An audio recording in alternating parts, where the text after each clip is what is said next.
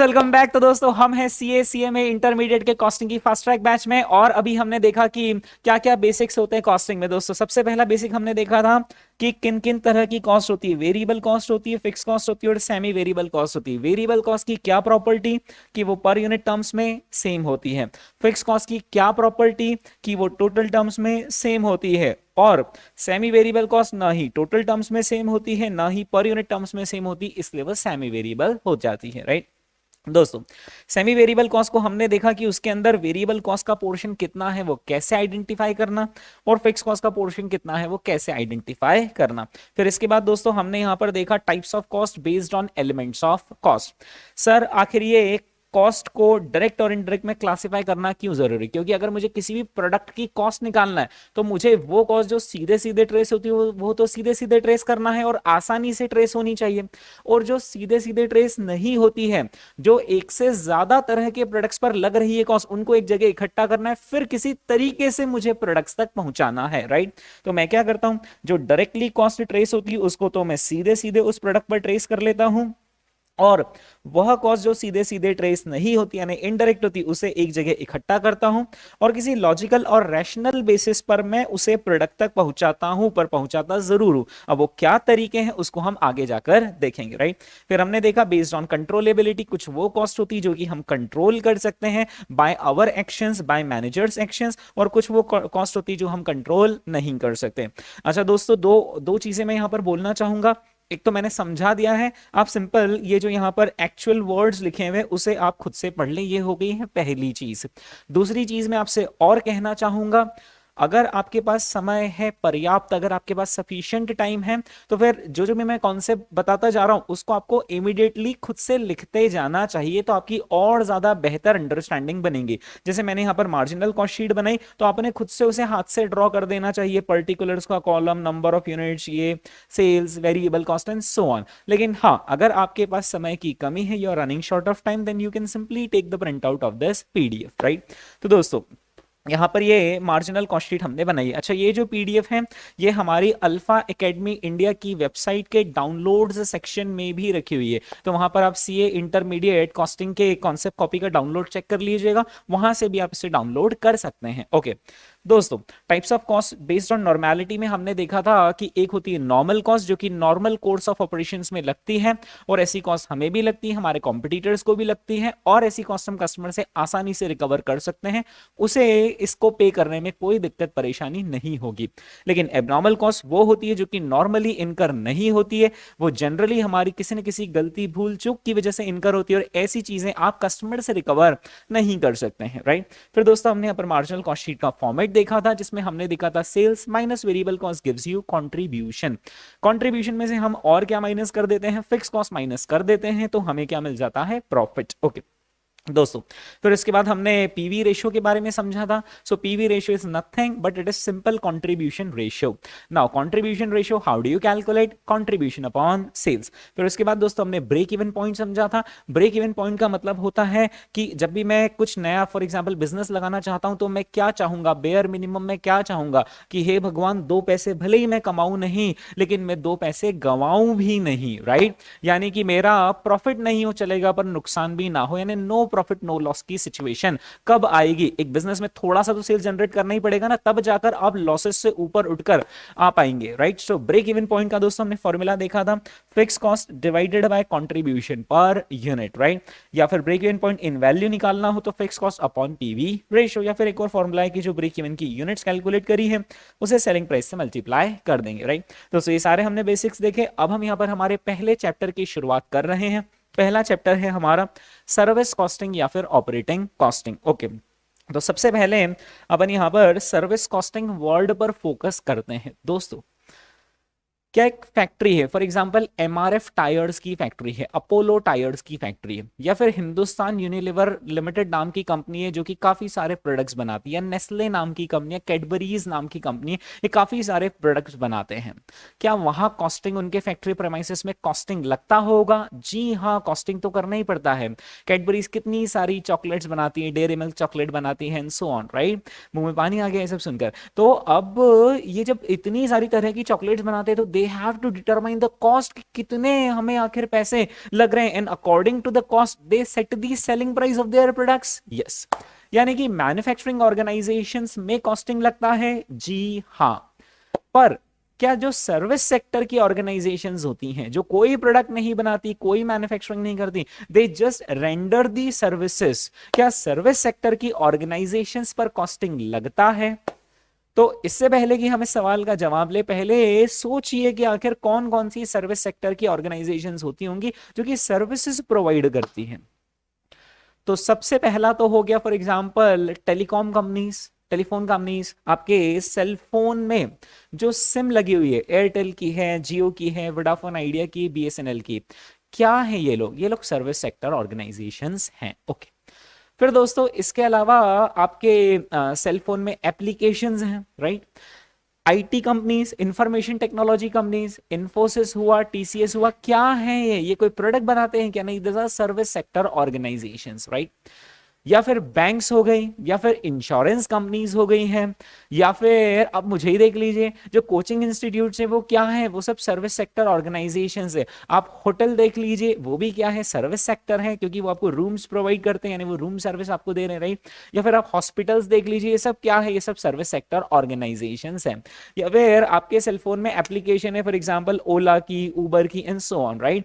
जो ऑटो चलाने वाला है वो भी क्या है, वो सर्विसेज डिलीवर कर रहा है, वो कोई आपको प्रोडक्ट थोड़ी ना दे रहा है मैन्युफैक्चर करके, राइट। वो तो आपको एक जगह से दूसरी जगह ले जाकर छोड़ रहा है। या ट्रांसपोर्टेशन सेक्टर वाले, सब क्या है दोस्तों, सर्विस सेक्टर ऑर्गेनाइजेशन से। मेरा सीधा सवाल आपसे ये है कि जितने सारे सर्विस सेक्टर के मैंने आपको एग्जांपल्स दिए हैं, क्या इनको भी कॉस्टिंग करनी पड़ती होगी? क्या एक हॉस्पिटल भी कॉस्टिंग करता होगा? क्या होटल भी कॉस्टिंग करती है? क्या एजुकेशनल इंस्टीट्यूट्स भी कॉस्टिंग करते हैं? क्या टेलीकॉम कंपनीज भी कॉस्टिंग करते हैं? इन सभी सवालों का जवाब जी हाँ, हाँ है, राइट। तो अब हम यहां पर समझेंगे कि आखिर सर्विस सेक्टर ऑर्गेनाइजेशंस में कॉस्टिंग किस तरीके से होती है। तो दोस्तों ये मैंने यहां पर लिखे हुए हैं, यहां पर सारे के सारे सर्विस सेक्टर ऑर्गेनाइजेशंस के एग्जाम्पल्स, ये सभी सर्विस सेक्टर ऑर्गेनाइजेशंस हैं। हमारे सिलेबस में ये सारे के सारे सेक्टर्स कवर्ड हैं।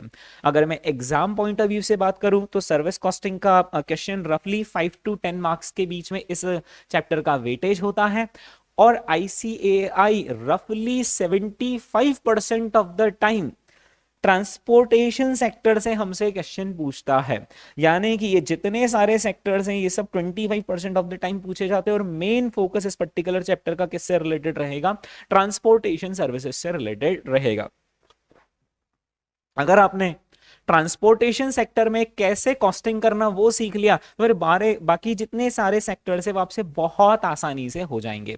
So let us get into situation. दोस्तों आपकी इधर सीए इंटरमीडिएट की क्लासेस चली रही है, आपका एक फ्रेंड था जो 11th-12th में आप ही के साथ था, आपने उसे काफी समझाया भी सही कि भाई ये तू क्या कर रहा है, एक बार अच्छे से पढ़ाई लिखाई कर ले तो तेरे को अच्छी भी मिल जाएगी, मतलब नौकरी, तो बढ़िया काम हो जाएगा तेरा आगे भी।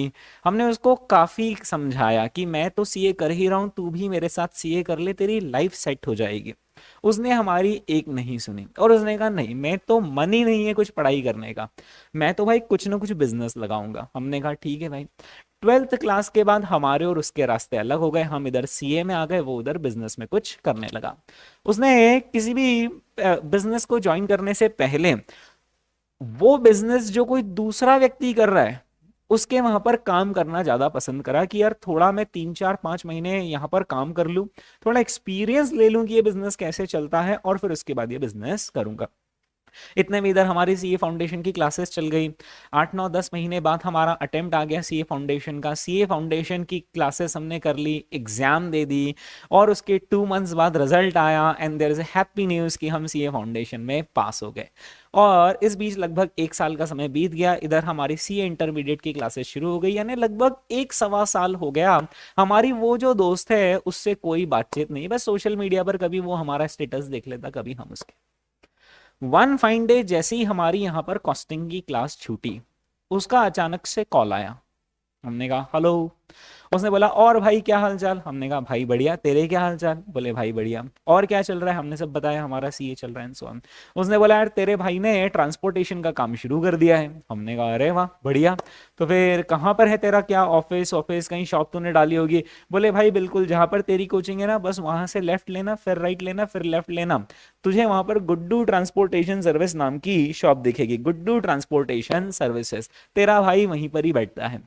हमने कहा चल ठीक है भाई, कोचिंग छुट्टी, एक काम करते, बहुत दिन हो गए, हम सीधे उधर आते हैं। हम पहुंचे दोस्तों गुड्डू ट्रांसपोर्टेशन सर्विस। वहां पर एक कैबिन बना हुआ था, बढ़िया। वो वहां पर कैबिन पर चेयर पर, मेन ओनर की चेयर पर वो बैठा हुआ था। और हमने कहा वाह यार भाई तेरा तो बढ़िया हो गया, 1 सवा साल में तूने बढ़िया काम जमा लिया। उसने धीरे से बोला भाई सिर्फ तुझे बता रहा हूँ, बाकी लोगों को नहीं पता चलना चाहिए, ये सिर्फ सब दिख बढ़िया रहा है, बाकी तू मान के चल कि प्रॉफिट प्रॉफिट कुछ भी नहीं है। हमने कहा यार क्या बात कर रहा है, इतना बड़ा सेटअप तूने कर लिया? अच्छा, हम भी बैक ऑफ द माइंड समझ गए कहीं बैंक वैंक से बंदे ने लोन वोन ले रखा होगा, ऐसा करके इतना बड़ा उसने सेटअप सेट कर लिया, लेकिन अब उसको सब भारी बढ़ रहे होंगे ऑपरेशंस चलाना। हमने कहा क्यों यार, क्यों नुकसान क्यों हो रहा है भाई तुझे? इतना बढ़िया तेरा कामकाज है, यहाँ पर हमको दिख रहा है कि तेरे काफी सारे ऐसे कार्टून्स रखे हुए हैं, ट्रक व्रक भी खड़ा हुआ है, गड्डी खड़ी हुई है, क्या बात है मतलब? उसने बोला भाई मुझसे ना, मतलब मुझे समझ में नहीं आ रहा क्या करना चाहिए इस बिजनेस में। देख तेरे को तो मालूम है अपना पढ़ने लिखने में बहुत कम चलता है ना, तू था होशियार, तू चला गया सीए में, और अपना तो चलता नहीं था, इसलिए अपन ने तो पहले ही सीए करने की हिम्मत तक नहीं करी।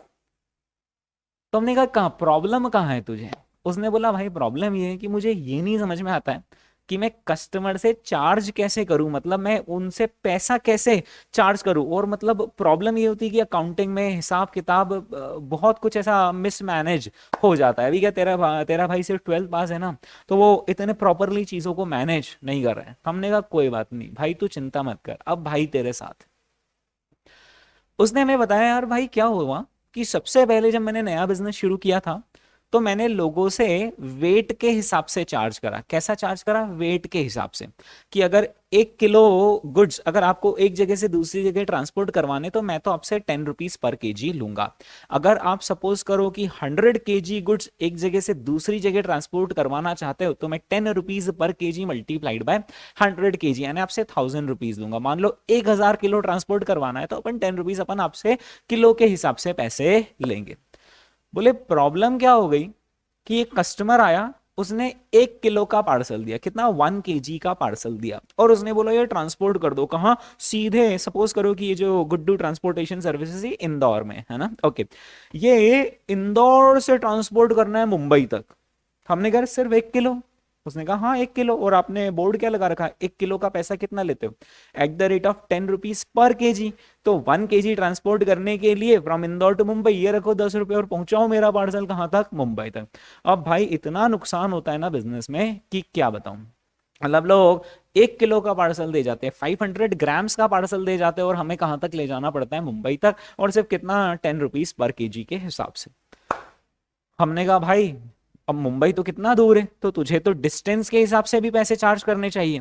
उसने बोला हाँ। फिर हमने दूसरा दिमाग लगाया कि लोगों से केजी के हिसाब से चार्ज मत करो पैसा, लोगों से डिस्टेंस के हिसाब से चार्ज करो पैसा, कि भाई थोड़ा डिस्टेंस तक पार्सल डिलीवर करना है कम रुपए, ज्यादा डिस्टेंस तक पार्सल डिलीवर करना है तो ज्यादा रुपए। हमने कहा हाँ बस अब बढ़िया काम हो गया होगा।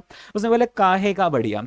हमने जब डिस्टेंस के हिसाब से चार्ज करना शुरू करा, तो हमने चार्ज किया सपोज 5 रुपीज पर किलोमीटर। कितना? 5 रुपीज पर किलोमीटर भाई हम तो चार्ज करेंगे। हाँ, तो अब वो जो मुंबई वाला पार्सल है, जब वो सपोज करो कि मुंबई और इंदौर के बीच में दूरी है ना, इंदौर है जहां पर ये गुड्डू ट्रांसपोर्टेशन सर्विस है, और मुंबई तक पार्सल पहुंचाना है। इंदौर से मुंबई तक की दूरी सपोज करें कि 700 किलोमीटर है, तो 700 किलोमीटर मल्टीप्लाइड बाय कितना? रुपीज 5, यानी कितने रुपीज हम चार्ज करेंगे? 3500 रुपीज हम चार्ज करेंगे। अब अच्छी इनकम होने लगी अगर कोई पार्सल कहाँ तक के लिए आता है? मुंबई तक के लिए। लेकिन भाई एक दिन एक ऐसा वाक्या हो गया कि मेरा दिल बैठ गया। ये है इंदौर, ओके। सपोज करो कि इंदौर के पास एक सिटी है, मैं उसको ऐसे ही नाम दे रहा हूं सिटी ए, ऐसे ही मैंने नाम दे दिया city A, which is just 5 kilometres away from Indore, which is just 5 kilometres away from Indore, यानी इंदौर की बॉर्डर क्रॉस करी, 5 किलोमीटर दूर तो शहर ही आ गया। हमने कहा बढ़िया है ना, 5 kilometres multiply by 5 rupees per kilometre, कितना चार्ज किया तूने? 25। बोले हाँ 25 रुपीज का ही बिल यहाँ से हमने काटा। और वो बंदा हमें 1 टन गुड्स दे गया, कितना, 1 टन। तो हमने कहा फिर प्रॉब्लम क्या हो गई?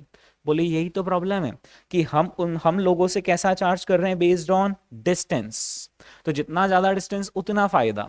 ये जो भाई है ये 1 टन गुड्स हमारे गोडाउन में रखकर चला गया और उसने कहा ये 5 किलोमीटर दूर छोड़कर आ जाओ।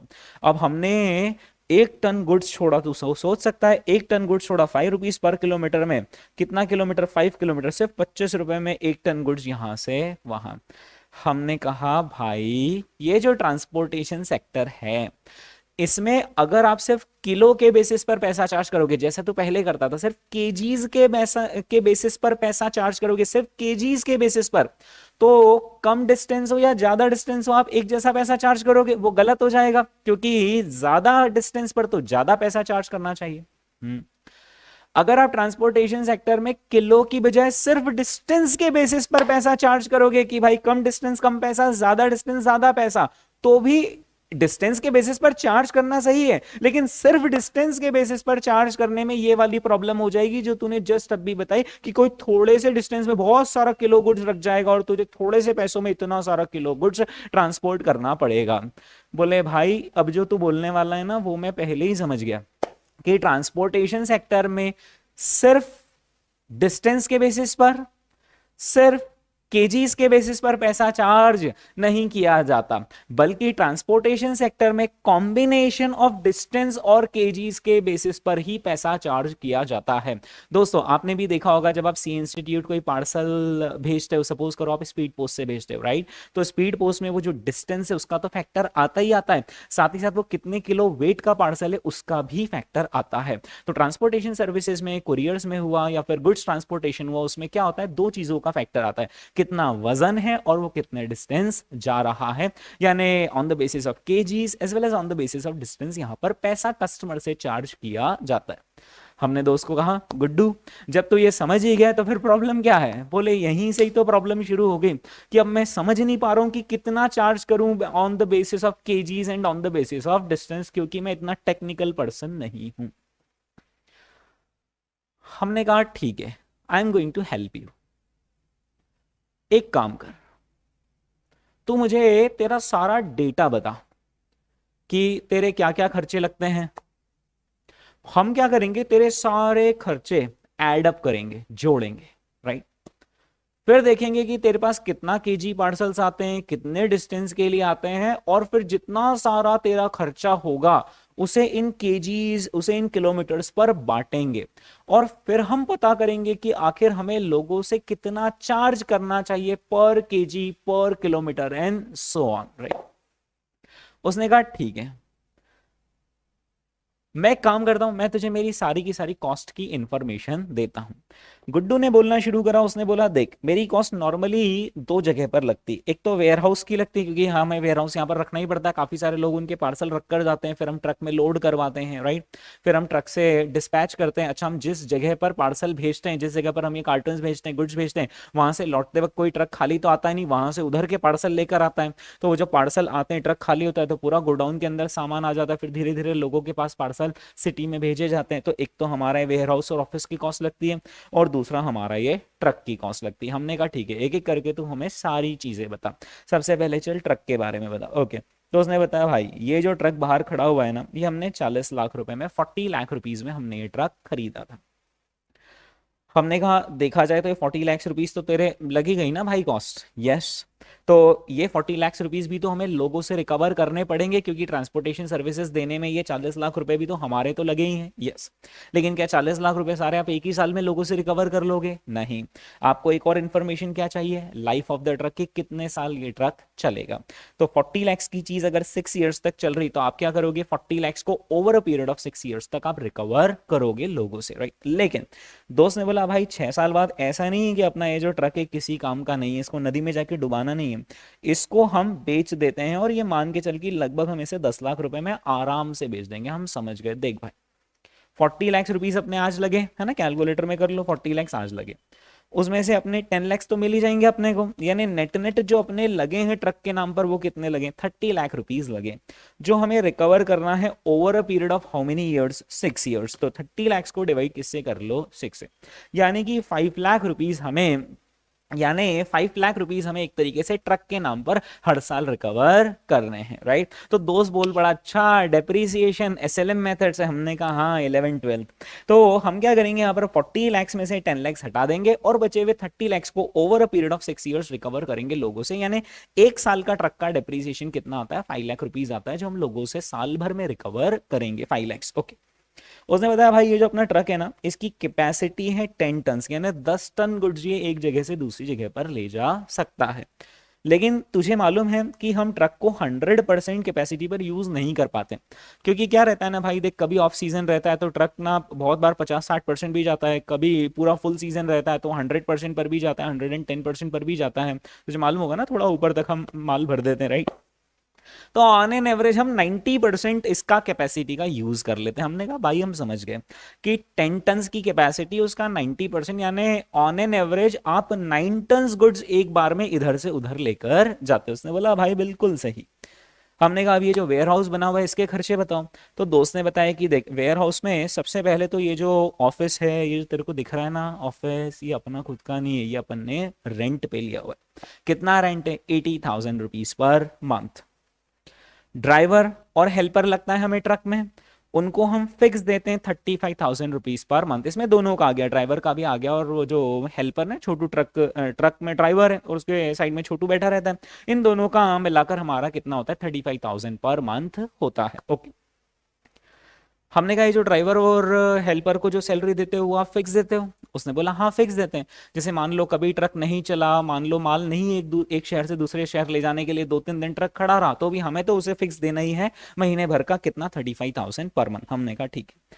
ये जो ऑफिस है इसमें इलेक्ट्रिसिटी है, ऑफिस बॉय है, राइट, तो उसको कितना अपन देते हैं, 25,000 पर मंथ का हमारा खर्चा होता है। ओके, उसने बताया ये जो ट्रक है इसका एवरेज है 4 किलोमीटर पर litre.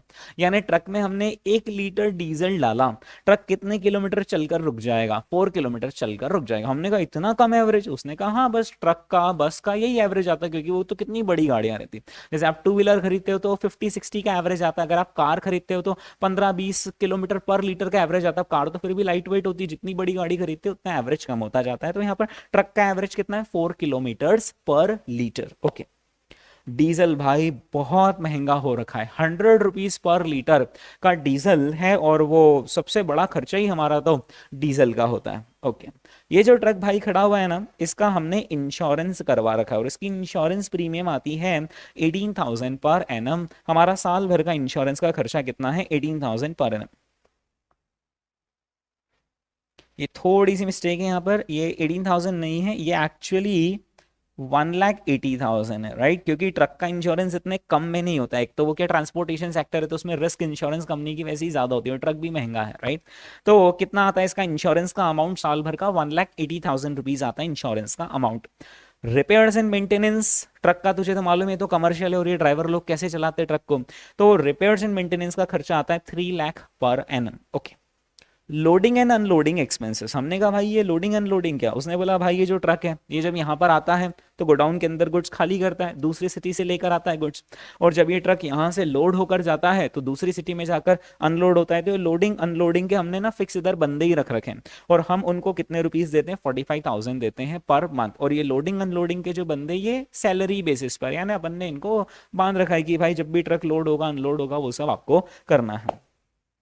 Toll tax and other taxes जो हमें पे करने पड़ते हैं वो है 3,50,000 पर मंथ। यानी हमारा टोल टैक्स का खर्चा ही कितना हो जाता है, हमने कहा 3.5 लाख रुपए महीना तुम सिर्फ टोल टैक्स पे करते हो। उसने बोला भाई तू कैलकुलेशन समझ, जब तुम कार से कहीं पर भी जाते हो, राइट, तो एक टोल पर तुम लोग कितने रुपए देते हो, 50 रुपीज, 100 रुपीज, 200 रुपीज, है ना। ये जो लोग हैं ना ये तुमसे तो 100 रुपीज लेते हैं, लेकिन जब हमारा ट्रक निकलता है ना तो हमारे ट्रक से ये 1,000 रुपए, 2,000 रुपए, 3,000 रुपए ले लेते हैं, राइट। यानी सिर्फ एक टोल को क्रॉस करने में हमें 2-2,500 रुपए एक टोल पे देने पड़ते हैं। अब तू सोच कि इंदौर से मुंबई के बीच में कितने सारे टोल हैं, यानी कि जाने के हमारे कितने 1,000 रुपए लग जाते हैं, फिर आने के, और ऐसे महीने में हम कितनी बार आते जाते हैं, तो लगभग 3,50,000 रुपीज का हमारा सिर्फ टोल टैक्स का खर्चा है भाई।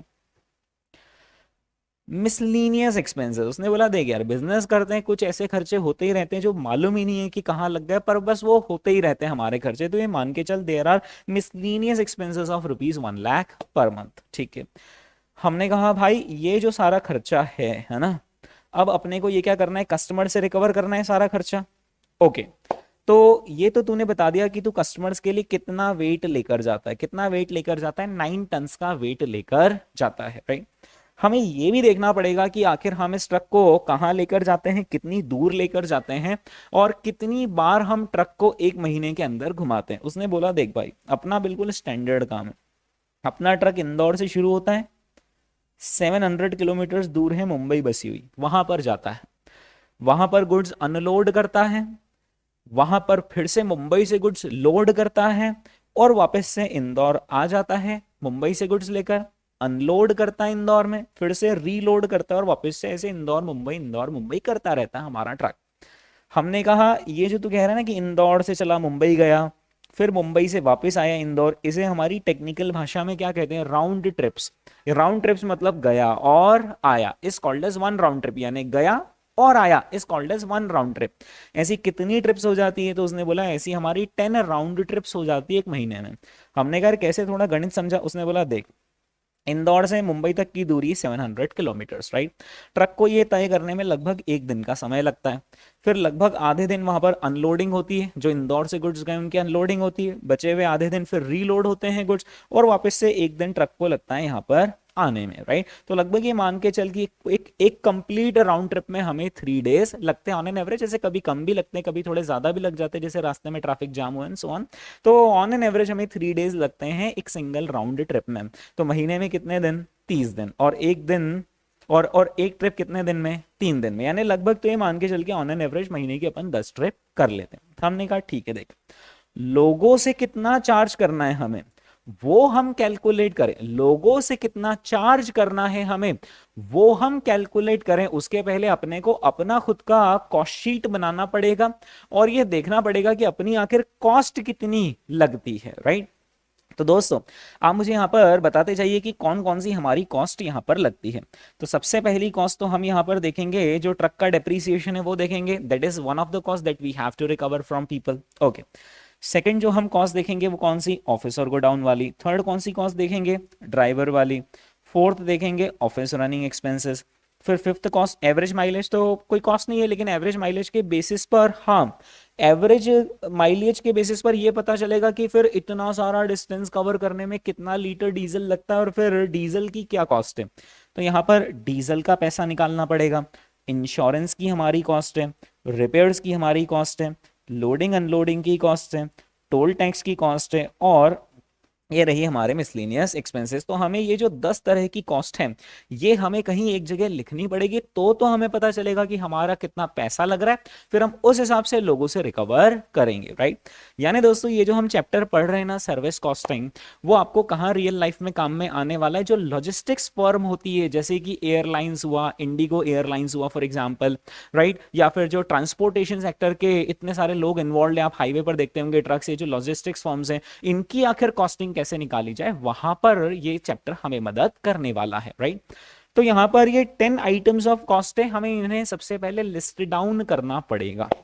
अब एक छोटी सी प्रॉब्लम दोस्तों, यहां पर आप देख पा रहे हैं कि कुछ कॉस्ट कैसी लिखी हुई है, पर मंथ, कुछ कॉस्ट कैसी लिखी है, पर एनम, राइट। तो क्या पर मंथ खर्चा और पर एनम खर्चा दोनों जुड़ सकते हैं? यानी मेरा सीधा सवाल है आपसे कि क्या ये 80,000 पर मंथ और ये 3 लाख पर एनम, इन दोनों को जोड़कर क्या मैं 3,80,000 बोल सकता हूं, यस और नो? नो, क्योंकि आप महीने महीने वाले खर्चे को एक साल वाले खर्चे में नहीं जोड़ सकते। जोड़ने का इतना शौक है तो कॉमन टाइम फ्रेम पर लाना पड़ेगा। कॉमन टाइम फ्रेम पर लाना पड़ेगा का मतलब क्या, या तो ये जो 80,000 पर मंथ है इसको 12 मंथ से मल्टीप्लाई करो और फिर देखो कि साल भर का कितना है, और फिर उस साल भर के खर्चे को इस रिपेयर्स एंड मेंटेनेंस के साल भर के खर्चे से जोड़ें। या फिर आप ऐसा भी कर सकते हो कि उससे 12 से मल्टीप्लाई करने का मन नहीं है तो आप इसको 12 मंथ से डिवाइड कर दो ताकि मंथली खर्चा निकल जाए, और फिर इसे मंथली खर्चे में जोड़ दो। यानी एक सिंपल सा रूल आपको सर्विस सेक्टर में ध्यान रखना पड़ेगा। सीए इंस्टीट्यूट, सीएमए इंस्टीट्यूट यहाँ पर घुमाते भी हैं, स्टूडेंट्स को एग्जाम में कि कुछ खर्चा महीने का दे देते हैं, कुछ खर्चा साल भर का दे देते हैं, कुछ खर्चा क्वार्टर का दे देते हैं, और फिर बोलते हैं कि अब बताओ कितनी कॉस्ट। तो आपको सारी कॉस्ट को एक कॉमन सिंगल टाइम फ्रेम पर लाना पड़ेगा, राइट। तो सपोज करें कि वो जो सिंगल टाइम फ्रेम है वो हम हमारे एग्जाम्पल में मंथ रख रहे हैं कि भाई हम तो एक महीने का पूरा कॉस्ट निकाल लेंगे और एक महीने की कॉस्ट के हिसाब से हमारे कैलकुलेशन करेंगे, राइट। तो दोस्तों ये जितनी सारी कॉस्ट नंबर है 1 से लगाकर 10 तक, हमें सारी कॉस्ट को पहले पर मंथ कैलकुलेट करना है। ओके, सबसे पहले हम ट्रक का डेप्रीसिएशन कैलकुलेट करते हैं। तो आप कैलकुलेटर में आ जाइए, 40 लाख का ट्रक है लेकिन 10 लाख सेल्वेज वैल्यू मिल जाएगा। कितना आता है? 30 लाख आया खर्चा। पर ये 30 लाख का खर्चा हम कितने साल में रिकवर करेंगे? 6 ईयर्स, यानी साल भर का डेप्रीसिएशन पर एनम डेप्रीसिएशन कितना आया? 5 लाख रुपीज आया। अब जो 5 लाख है वो तो पर एनम डेप्रीसिएशन है, ये जो 5 लाख रुपीज है पर एनम है उसे हमें क्या करना पड़ेगा? डिवाइड बाय 12, ताकि मंथली डेप्रीसिएशन निकल जाए। या तो डिवाइड बाय 12 लिख दो या फिर इंटू 1/12 कर दो, बात एक ही है। हाँ जी, कितना आता है ये? 41667। तो 41667 रुपीज क्या हो जाता है? हमारा मंथली ट्रक का डेप्रीसिएशन होता है। इतना हमें लोगों से रिकवर करना पड़ेगा क्योंकि इतने रुपए हम वैल्यू लूज करते जा रहे हैं ट्रक की हर महीने। ओके, दूसरा, ऑफिस और गोडाउन का रेंट 80,000 लोगों से रिकवर करना पड़ेगा। यस। ड्राइवर की सैलरी, हेल्पर की सैलरी 35,000 रिकवर करनी पड़ेगी। यस। ये 25,000 पर मंथ रिकवर करना पड़ेगा। यस। अब बारी आती है डीजल की। क्या डीजल के नाम पे सिर्फ 100 रुपए लग रहे हैं महीने में? नहीं। अब महीने भर का कितना डीजल है वो कैसे कैलकुलेट करें? तो उसके लिए दोस्तों हमें यहां पर ये देखना पड़ेगा कि जो हमारा एवरेज दे रखा है वो कितना है? 4 किलोमीटर से हमारा एवरेज पर लीटर। अब सबसे पहले तो ये देखना पड़ेगा कि आखिर महीने भर में कितना लीटर डीजल हमारा ट्रक खाता है, पीता है। ओके, तो वो कैसे निकाल लेंगे? इंदौर से मुंबई तक का वन वे डिस्टेंस, इसको बोलते हैं वन वे, यानी सिर्फ जाने का डिस्टेंस कितना है? 700 किलोमीटर्स, राइट। तो 700 किलोमीटर्स हुआ सिर्फ जाने जाने का। अब जो गया है ट्रक वो लौट कर भी आएगा, तो इसे मल्टीप्लाई बाय 2 कर देंगे, राइट। तो इसे क्या बोलते हैं? 2 वे, यानी एक कंप्लीट राउंड ट्रिप में इंदौर से मुंबई गया और वापस इंदौर आया, इसमें कितने किलोमीटर्स हो गए? 1400 किलोमीटर्स हो गए, राइट। अब ऐसा महीने में कितनी ट्रिप्स लगती हैं? इन्हें हम राउंड ट्रिप्स कहते हैं, राइट। कितनी राउंड ट्रिप्स लगती है? 10 राउंड ट्रिप्स लगती है। यानी कि ओवरऑल कितना डिस्टेंस कवर करता है अपना ट्रक? 14,000 किलोमीटर्स का डिस्टेंस कवर करता है एक सिंगल मंथ में। 700 इंटू 2 इंटू 10, यस, 14,000 किलोमीटर हमारा ट्रक चलता है। अब 1 लीटर डीजल में कितने किलोमीटर चलता है? 4 किलोमीटर। तो 14,000 किलोमीटर्स के लिए आखिर कितना डीजल लगेगा? तो अब आप क्या करेंगे? 14,000 किलोमीटर्स को डिवाइड किससे कर देंगे? 4 किलोमीटर पर लीटर से डिवाइड कर देंगे। तो ये पता चल जाएगा आपको कि हमें जो डीजल लगेगा वो 3500 लीटर्स डीजल लगेगा to cover the distance of 14,000 kilometres, right. अब ये जो 3500 लीटर डीजल लगेगा वो किस भाव से लगेगा? 100 रुपीज पर लीटर। यानी एक तरीके से हमें 3,50,000 रुपीज का डीजल लगेगा, राइट। तो 3.5 लाख रुपए,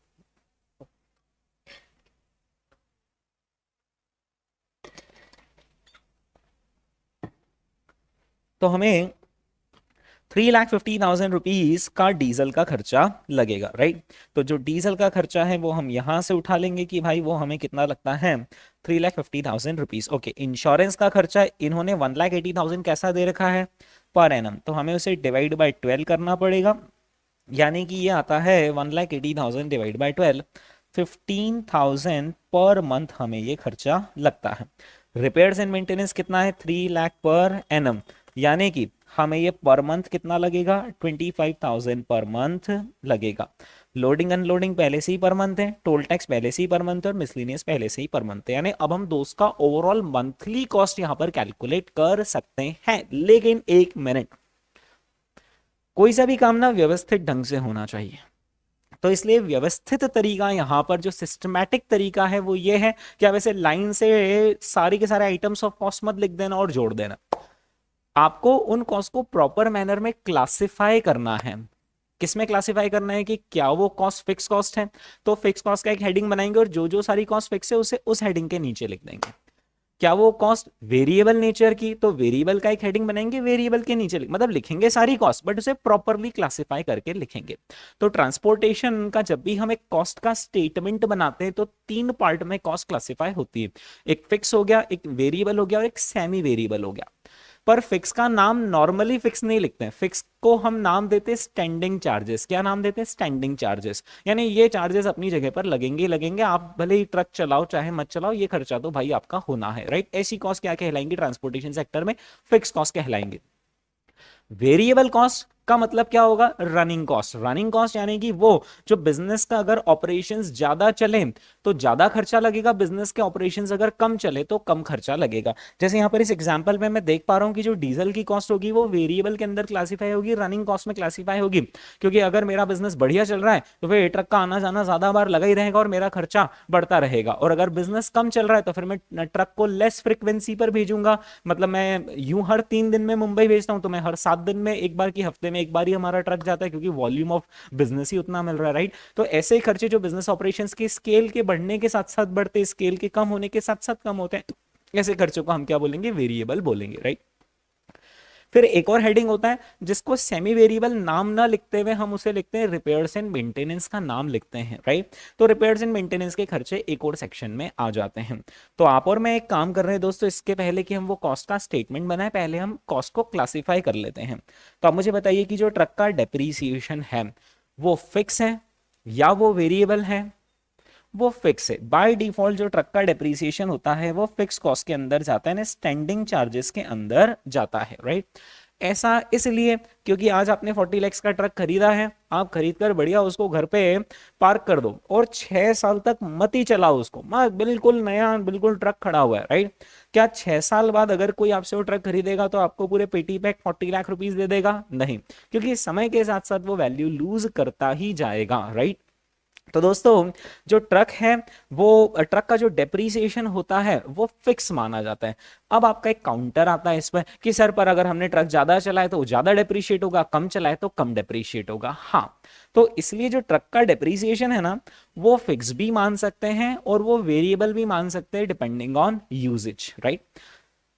या हम उसे ऐसा कह सकते हैं कि it is both a combination of passage of time, यानी समय जैसे जैसे बीतता जाता है वैसे वैसे भी एसेट अपनी वैल्यू लूज करेगी, और उस समय के दौरान हम जितना ज्यादा या कम यूज करेंगे उसके हिसाब से भी अपनी वैल्यू लूज करेगी, राइट।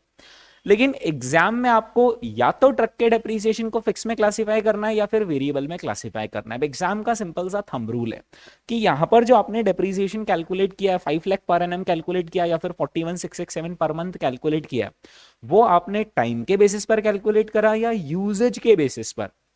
अभी जो हमने कैलकुलेट किया है डेप्रीसिएशन वो on the basis of time calculate करा है कि ट्रक की इतनी लाइफ है तो हर महीने इतना खर्चा। तो बाय डिफॉल्ट अब इस डेप्रीसिएशन को क्या मानेंगे? फिक्स।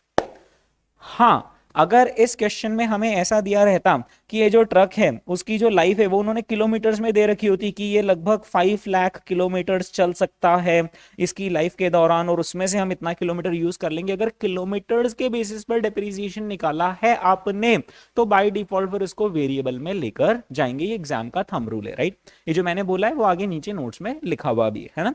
तो आपका मेरा फिर क्या बात पक्की हो गई? ट्रक का depreciation if based on time then it would be classified under fix.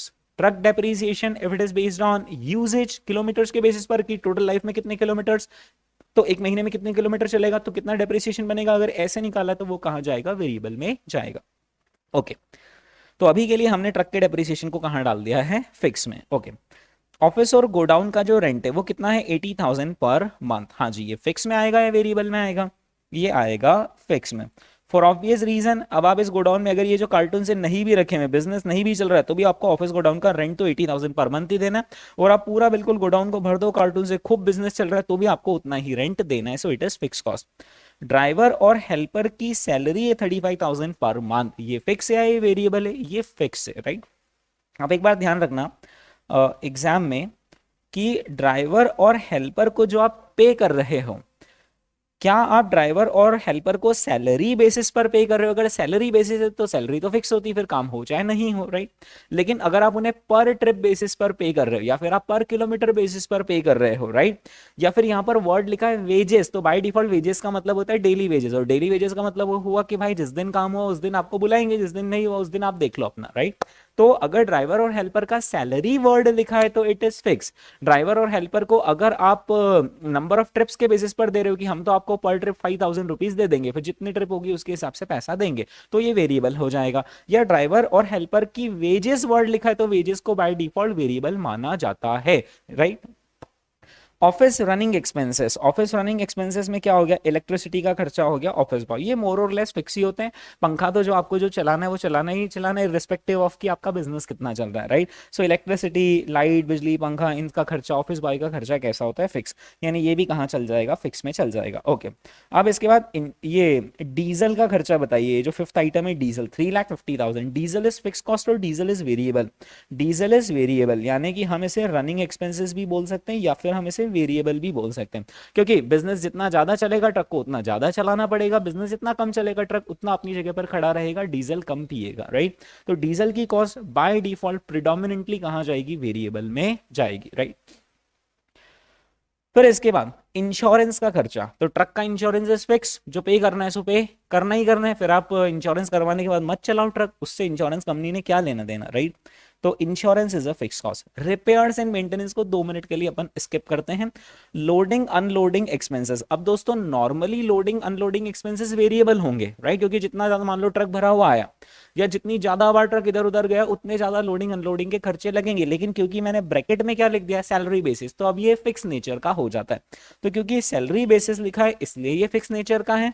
मान लो ये नहीं लिखा होता तो फिर ये वेरिएबल में जाता, तो अभी के लिए इसको फिक्स बोल देते हैं, हाँ जी। Toll taxes and other taxes 3,50,000 per month. So toll taxes क्या है, आपकी फिक्स कॉस्ट है या फिर ये वेरिएबल है, ये वेरिएबल है डिपेंडिंग ऑन कि आप कितनी ज्यादा बार उस टोल टैक्स से गुजरते हो, जितनी ज्यादा बार गुजरोगे उतना ज्यादा ही डीजल भी लगेगा और उतना ही ज्यादा टोल टैक्स भी लगेगा, right. Sir but toll tax तो फिक्स होता है ना कि 1,000 आपको देना ही देना है। हाँ, तो मैंने आपको यही तो वेरिएबल कॉस्ट की प्रॉपर्टी बताई थी बेसिक्स में कि वो पर यूनिट फिक्स होता है, कि आप एक बार निकले तो आपको 1,000 ही लगेंगे, लेकिन जितनी ज्यादा बार निकलोगे उतने ज्यादा आपको टोटालिटी में लगेंगे, राइट। तो टोल टैक्स कैसा माना जाएगा, आपके ऑपरेशन से लिंक्ड माना जाएगा, जितने ज्यादा आप ऑपरेशंस करेंगे, जितनी ज्यादा बार आएंगे जाएंगे ट्रक को उधर से निकालेंगे, आपको उतना ज्यादा खर्चा लगेगा। तो टोल टैक्स प्रीडोमिनेंटली कहां आता है, वेरिएबल में आता है, राइट। फिर इसके बाद oh there is a problem, miscellaneous expenses दे रखे हैं 1 लाख पर मंथ, और मिसलिनियस में तो अब आइडेंटिफाई नहीं कर सकते हम कि ये फिक्स है या वेरिएबल है, क्योंकि नाम ही मिसलिनियस है तो हमें उसके अंदर के कंपोनेंट ही नहीं पता है, राइट। तो ऐसे केसेस में मिसलिनियस एक्सपेंसेस के लिए सिंपल एक नोट डालना है और आपकी जैसी मर्जी आए वैसा क्लासिफाई कर देना। आपका मन करे तो वेरिएबल में क्लासिफाई करना, आपका मन करे तो फिक्स में क्लासिफाई करना, दोनों ट्रीटमेंट करेक्ट है। लेकिन दोनों करेक्ट ट्रीटमेंट में से जो मेरा प्रेफर्ड ट्रीटमेंट है और जो जनरली भी आईसीआई करेगा वो ये है कि मिसलेनियस एक्सपेंसेस जनरली फिक्स में क्लासिफाई होंगे। भाई मिसलेनियस एक्सपेंसेस का मतलब क्या हो गया, जैसे आप बिजनेस चलाते हो तो कभी जैसे ट्रक में नींबू मिर्ची आपको लगानी है ना, तो ये वो खर्चे होते हैं जो लगना ही लगना है भाई, अब वो ट्रक चले ना चले नींबू मिर्ची तो लगानी है। अगरबत्ती का खर्चा आपको करना है, दिया बत्ती का खर्चा करना है, सब मिसलेनियस एक्सपेंसेस है। कोई लोग आए, जैसे आप ही गए आपके फ्रेंड की शॉप पर तो उसने चाय मंगवा ली, कोल्ड ड्रिंक मंगवा लिया, राइट। तो ये वो खर्चे जो रूटीन बेसिस पर चलते ही रहते हैं और मोर और लेस ये फिक्स होते हैं। तो नॉर्मली मिसलेनियस एक्सपेंसेस भी आपको करने ही पड़ते हैं, इसलिए हम उसको फिक्स में क्लासिफाई करते हैं, लेकिन फिर भी एक नोट डाल देते हैं that we have assumed that this expenses are fix in nature, okay. अब मुद्दा रहा दोस्तों आपके मेरे बीच, जो रिपेयर्स एंड मेंटेनेंस का खर्चा है वो वेरिएबल है या फिक्स है। तो मैं सबसे पहले तो इन दो वर्ड्स पर फोकस करता हूं। एक वर्ड है रिपेयर और एक है मेंटेनेंस। एक्चुअली क्या है ना, इन दोनों वर्ड्स में भी डिफरेंस है। Repair is a different thing and maintenance is a different thing, right. सबसे पहले मेंटेनेंस। मेंटेनेंस नॉर्मली शेड्यूल्ड होता है कि आपको फॉर एग्जांपल हर महीने ट्रक की सर्विसिंग करवानी तो करवानी, राइट। जैसे आप भी टू व्हीलर चलाते हो तो आपको मालूम है कि हर 6 मंथ्स में मुझे उसकी सर्विसिंग करवानी, राइट। फिर मैंने नई भी चलाई तो भी मुझे उसकी सर्विसिंग तो करवानी, राइट। तो नॉर्मली जो मेंटेनेंस का नेचर रहता है वो फिक्स जैसा ज्यादा रहता है, राइट।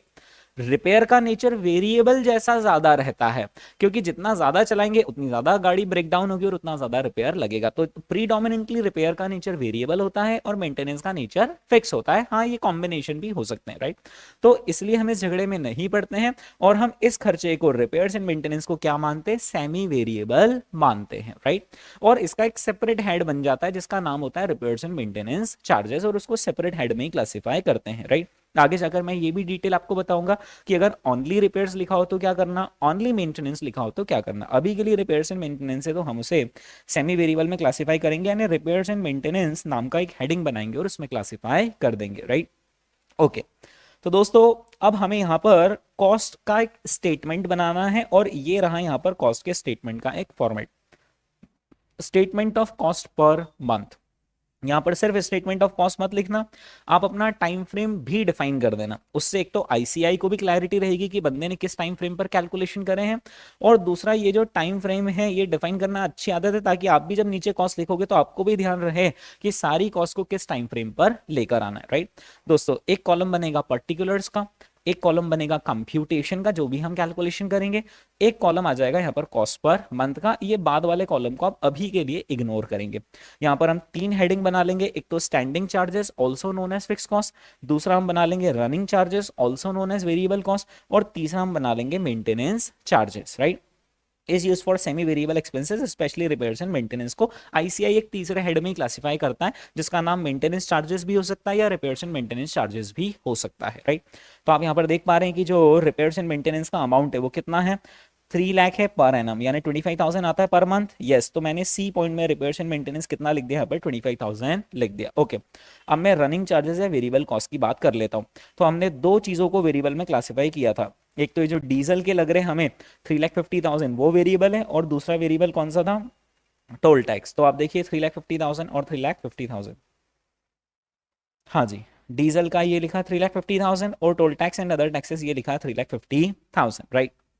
फिर इसके बाद बाकी सारी कॉस्ट हमारी कहां पर क्लासिफाई हो रही है, फिक्स में। तो सबसे पहले आप देख लीजिए डेप्रीसिएशन आ रहा है क्या, 41667, यस, डेप्रीसिएशन का कंप्यूटेशन हमने यहां पर शो कर दिया 41667। ओके, ऑफिस का रेंट 80,000, ड्राइवर हेल्पर की क्योंकि सैलरी है इसलिए वो फिक्स में आई है, अगर वेजेस होता तो वेरिएबल में जाता।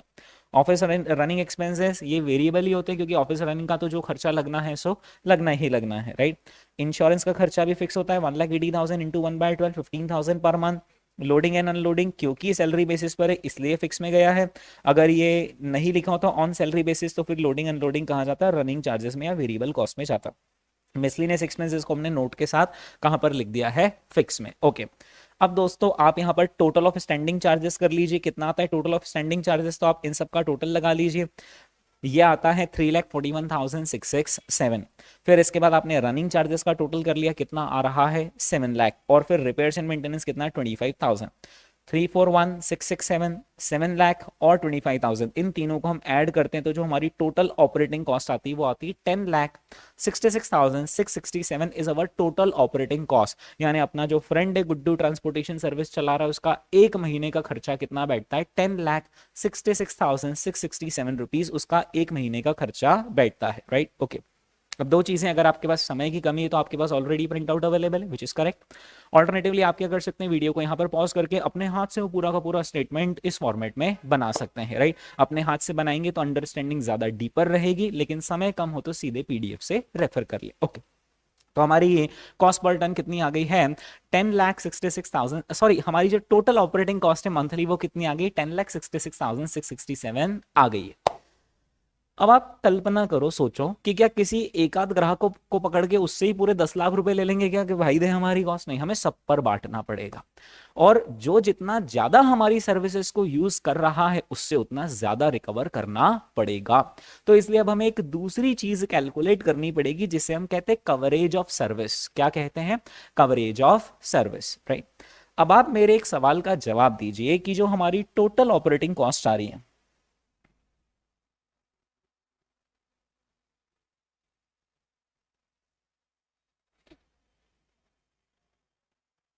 वो आ रही 10,66,667 रुपीज आ रही है, यस। अगर मैं सिर्फ डिस्टेंस के बेसिस पर चार्ज करूं लोगों से पैसा, भाई मेरे तो 10 लाख रुपए लग रहे महीने के, हाँ मैंने तो डिस्टेंस के बेसिस पे चार्ज करना है, तो मैं डिस्टेंस के बेसिस पर कैसे चार्ज करूंगा वो देखना। जब मैं एक तरफ जाता हूं तो 700 किलोमीटर्स और वापस से आता हूं तो 700 किलोमीटर्स, ये हो गई मेरी एक राउंड ट्रिप कंप्लीट। और ऐसी कितनी राउंड ट्रिप्स, 10 राउंड ट्रिप्स। यानी अगर मैं सिर्फ डिस्टेंस देखूंगा तो कितना पैसा रिकवर करूंगा, 700 किलोमीटर्स इंटू 2 वे इंटू 10 राउंड ट्रिप्स, यानी कि कितना हो जाता है दोस्तों, ये होता है 14,000 किलोमीटर्स। थोड़ा सा आप कैलकुलेटर को लोड देवें और यहां पर मुझे डिवाइड करके बताइए कि आखिर पर किलोमीटर आपकी कॉस्ट कितनी बैठ रही है। तो आप 10,66,667 लेंगे और उसे डिवाइडेड बाय 14,000 कर देंगे, यानी आपकी कॉस्ट पर किलोमीटर कितनी बैठ रही, 76.19, मैं रफली 76 बोलता हूं। तो अब आप पर किलोमीटर कितना खर्चा कर रहे हैं, 76। लेकिन आप जानते हैं कि आपके दोस्त ने यही गलती करी थी कि सिर्फ उसने किलोमीटर के बेसिस पर लोगों से पैसा रिकवर करना शुरू किया। ऐसे केस में लोग आपके बिजनेस के मजे ले जाएंगे और बोलेंगे बस ये 1 किलोमीटर दूरी छोड़ना है पार्सल, ये रखो, और वो 1,000 टन गुड्स आपके यहाँ पर रख जाएंगे। तो इतना सारा गुड्स आप सिर्फ 1 किलोमीटर ले जाने की क्या सिर्फ 76 लेंगे, नहीं। तो आपको जो चार्ज करना है ना लोगों से पैसा, वो सिर्फ डिस्टेंस के बेसिस पर नहीं करना है, आपको वेट के बेसिस पर भी करना है। अब मैं यहां पर एक काम करता हूं, यहां पर मैं वेट के बेसिस पर कितना चार्ज करेंगे वो निकालता हूं, है ना। और अब एक बात ध्यान रखना, मैं 2 मिनट के लिए डिस्टेंस को इग्नोर कर रहा हूं कि मैं कितना डिस्टेंस ट्रेवल कर रहा हूं, मैं उसको इग्नोर कर रहा हूं। बस मैं क्या कंसीडर कर रहा हूं कि मैं कितना वेट लेकर जा रहा हूं, राइट। तो दोस्तों ये जो अपना ट्रक है इसकी कैपेसिटी कितनी है, 10 टन्स की इसकी कैपेसिटी है, राइट। लेकिन यूजेज कितना होता है, 90% ही यूजेज होता है। तो जब लोग मेरे यहाँ पर गुड्स रखकर जाएंगे तो वो 10 टन्स गुड्स रखकर जाएंगे या 9 टन्स ही गुड्स रखकर जाएंगे, 9 टन्स। तो मुझे क्या करना पड़ेगा, जो मेरे खर्चे हैं उसे मुझे 10 टन्स पर बांटना पड़ेगा, या मैं 9 टन्स पर डिवाइड करूंगा, 9 टन्स पर ही डिवाइड करूंगा, क्योंकि ये जो 9 टन्स रखकर जा रहे हैं मैं इन्हीं लोगों से पैसा रिकवर कर सकता हूं बस, राइट। तो आप क्या करोगे, कभी भी एक बात ध्यान रखना, आप अपना जो खर्चा है वो कैपेसिटी से डिवाइड नहीं करते, वो कैपेसिटी कितना यूज हो रही है उससे डिवाइड करते हो, क्योंकि वो जितना यूज हो रही है उन्हीं लोगों पर खर्चा बांटना है, उन्हीं लोगों से रिकवर करना है। तो हम यही देखते हैं कि हमारी पर टन कितनी कॉस्ट बैटरी, तो पर टन कितनी बैटरी के लिए 9 टन से ही हम डिवाइड करेंगे, क्योंकि उन्हीं लोगों से हम फिर पर टन करके रिकवर करेंगे, राइट। तो 9 टन्स है हमारे ट्रक की कैपेसिटी, राइट। हाँ, ये जो ट्रक है दोस्तों, ये ट्रक 9 टन्स गुड्स लेकर जा रहा है। लेकिन आप मुझे एक सवाल का जवाब दीजिए कि ये जो 9 टन्स गुड्स लेकर जा रहा है ये तो एक तरफ का हुआ 9 टन्स, ये जो 9 टन्स गुड्स हुआ ये तो एक तरफ लेकर जा रहा है ना, इस तरफ। जैसे इधर से उधर 9 टन्स लेकर जा रहा है वैसे उधर से इधर भी तो 9 टन्स लेकर आएगा, यस। यानी टोटल कितना टन गुड्स एक राउंड ट्रिप में वो कैरी कर लेता है, 18 टन गुड्स वो एक राउंड ट्रिप में कैरी कर लेता है, ले जाता है 9 टन्स और लेकर आता है दूसरा goods 9 tons, total 18 tons carry करा एक ट्रिप में, यस। ऐसी कितनी ट्रिप्स हैं, 10 राउंड ट्रिप्स हैं, राइट। तो टोटल कितना वेट हमने कैरी करा, महीने भर में हमने 180 टन्स हमने वेट कैरी करा है, इज दैट क्लियर, हमने 180 टन्स का वेट कैरी करा है। अब अगर आप ये गलती करेंगे क्या कि ये जो महीने भर का खर्चा है उसे सिर्फ टन से डिवाइड करेंगे, किससे, 180 टन से डिवाइड करेंगे, तो आपका पर टन खर्चा कितना आएगा, 5925.92, यानी 5926 लिख रहा हूं, राइट। तो लोग आपके फिर से मजे ले जाएंगे। अब वो कैसे मजे ले जाएंगे, वो गुड्स रख देंगे, सपोज करो कि थोड़ा सा 1 किलो गुड्स रखा और बोला ले जाओ मुंबई तक, तो अब आप उनसे बहुत कम पैसा चार्ज कर पाओगे, क्योंकि ये तो 5926 पर टन है और एक टन में 1,000 किलो होते हैं। तो वो आपको सिर्फ 5-6 रुपए देंगे और बोलेंगे छोड़ के आओ ये 1 किलो गुड्स मुंबई तक, नहीं। तो आपने क्या करना है, बोलना है भले ही वो वेट कम है लेकिन किलोमीटर्स तो ज्यादा है, तो उसके बेसिस पर भी पैसा चार्ज करना है। यानी कुल मिलाकर जो मैं आपको समझाना चाह रहा हूं वो ये है कि ट्रांसपोर्टेशन सेक्टर में सिर्फ किलोमीटर्स के बेसिस पर या सिर्फ टन्स के बेसिस पर पैसा चार्ज नहीं किया जाता, बल्कि दोनों के कॉम्बिनेशन पर पैसा चार्ज किया जाता है। फिर से मैं जोर देकर बोल रहा हूं, दोनों के कॉम्बिनेशन पर पैसा चार्ज किया जाता है। तो उसके लिए दोस्तों अब आपको और मुझको सबसे पहले यह देखना पड़ेगा कि आखिर हमारे टोटल कितने टन किलोमीटर्स हुए। आपको मुझको क्या कैलकुलेट करना है यहां पर कि आखिर हमारे टन किलोमीटर्स कितने हुए। टन किलोमीटर्स का मतलब होता है number of tons multiplied by number of kilometres. अब देखना वो कैसे करते हैं कैलकुलेट। ओके, ये जो ट्रक है दोस्तों, इसमें कितना वेट है, इसमें कितना लोडेड है ये ट्रक, 9 टन। तो आप यहां पर लिख देंगे टन किलोमीटर्स का। दोस्तों हम यहां पर कैलकुलेशन कर रहे हैं। सबसे पहले आप लिखेंगे कि भाई ट्रक की जो कैपेसिटी है वो है 10 टन, उसका यूजेज कितना होता है 90%। इसका मतलब क्या हुआ कि ट्रक एक बार में कितना टन लेकर जाता है, 9 टन लेकर जाता है ट्रक एक बार में। ठीक है, ओके। अब मैं सिखाता हूं टन किलोमीटर्स कैसे निकालना। तो सपोज करो कि ये जो ट्रक है ये 9 किलोमीटर्स लोडेड है, यहां पर खड़ा हुआ है बिल्कुल इंदौर में, यहां पर 9 ton weight fully loaded truck के अंदर है ना। और अब ये ट्रक देखना इधर स्क्रीन पर, ये ट्रक ऐसे 1 किलोमीटर आगे बढ़ता है, ये ट्रक ऐसा 1 किलोमीटर आगे बढ़ता है, then it is called as 9 ton multiplied by 1 kilometre. 9 ton लेकर ट्रक 1 किलोमीटर चला, then it is called as 9 ton kilometres. एक और बार देखना यहां पर स्क्रीन पर, ये ट्रक एक नहीं 2 किलोमीटर चला, तो 9 टन वजन लेकर ट्रक एक और एक 2 किलोमीटर चला, then it is called as 9 ton multiplied by 2 kilometres, then it is called as 18 ton kilometres. जहां पर 18 टन किलोमीटर्स का मतलब क्या है वो पहले समझे। 18 टन किलोमीटर्स के दो इंटरप्रिटेशन, या तो 18 टन लेकर 1 किलोमीटर चला, या फिर 9 टन लेकर 2 किलोमीटर चला, राइट। तो यहां पर अब आप क्या करोगे, इसे मल्टीप्लाइड कर दोगे कि 9 टन लेकर कुल कितने किलोमीटर चला, तो ये चला 700 किलोमीटर्स। ऐसा करने से ये जो ट्रक है ना दोस्तों, ये 9 टन वेट लेकर 700 किलोमीटर चला और कहां पहुंच गया, मुंबई पहुंच गया, राइट। तो मुंबई तक के टोटल टन्स और किलोमीटर्स कितने हुए वो हम यहां पर निकाल लेते हैं, 9 टन्स इंटू 700 किलोमीटर्स। तो अब ये 6300 जो आएगा, क्या वो टन्स है या किलोमीटर्स है, या 6300 टन किलोमीटर्स है, टन किलोमीटर्स है। तो मैं इसको टी और के लिख रहा हूं, टन किलोमीटर्स। तो हम इसे बोलते हैं कि हमारे 63 टन किलोमीटर्स हो गए हैं, यानी multiplication of ton and kilometres is called as ton kilometres. अब ये जो ट्रक जैसा गया है, राइट, वैसा वापस से ये आएगा भी सही। और कैसे आएगा, वहां से ये जो ट्रक है ये जो ट्रक है ये ऐसे यहां से ऐसे घूम कर आएगा यहाँ पर, है ना। ओके, तो वहां से भी 9 टन लेकर चलकर आएगा यहाँ पर, 700 किलोमीटर ये ट्रेवल करेगा ट्रक, और वापस से इंदौर आएगा। यानी वापस से ये 9 टन लेकर 700 किलोमीटर आएगा, तो वापस से 9 और 700 कौन लिखेगा, इसको मैं सिंपल सा मल्टीप्लाई बाय क्या कर देता हूं, 2 वे कर देता हूं। ऐसा करने से एक राउंड ट्रिप में कितने किलोमीटर्स हो गए, 12,600 टन किलोमीटर्स हो गए एक राउंड ट्रिप में। यानी वो कितना वेट और डिस्टेंस का कॉम्बिनेशन उसने ट्रेवल किया, ये होगा एक सिंगल राउंड ट्रिप में। अब ऐसी कितनी राउंड ट्रिप लगती है महीने भर में, ऐसी 10 राउंड ट्रिप्स लगती है महीने भर में। वहां जहां पर 1 राउंड ट्रिप का मतलब क्या होता है, इंदौर से मुंबई गया और मुंबई से वापस लौट कर आया, इस 1 राउंड ट्रिप। तो टोटल हमारे यहां पर कितने टन किलोमीटर्स हो जाएंगे,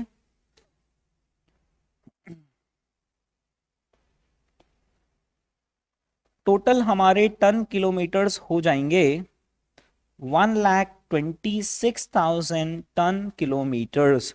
यानी इतना टन और इतनी किलोमीटर्स का कॉम्बिनेशन इस ट्रक ने ट्रैवल किया है, 1,26,000 टन किलोमीटर्स।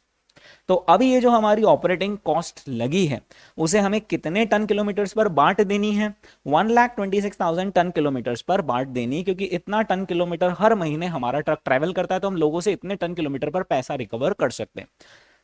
अब हम क्या करेंगे, जो हमारा फ्रेंड है गुड्डू, उसको क्या बोलेंगे, देखना आप प्लीज मेरे साथ कैलकुलेटर चलाना। 10,66,667 लिखा, यस। आप उसे डिवाइड कर दो बिंदास, 1,26,000 से आप तो डिवाइड कर दो, है ना। कितना आ रहा है आप मुझे बताइए, ये आ रहा है दोस्तों 8.4656, है ना। यानी 8 रुपए 46 पैसे 56 पैसे। मैं इसको 8 रुपीज बोल रहा हूं, है ना। ऐसे 8 रुपीज मैंने मन से बोलना चालू कर दिया है।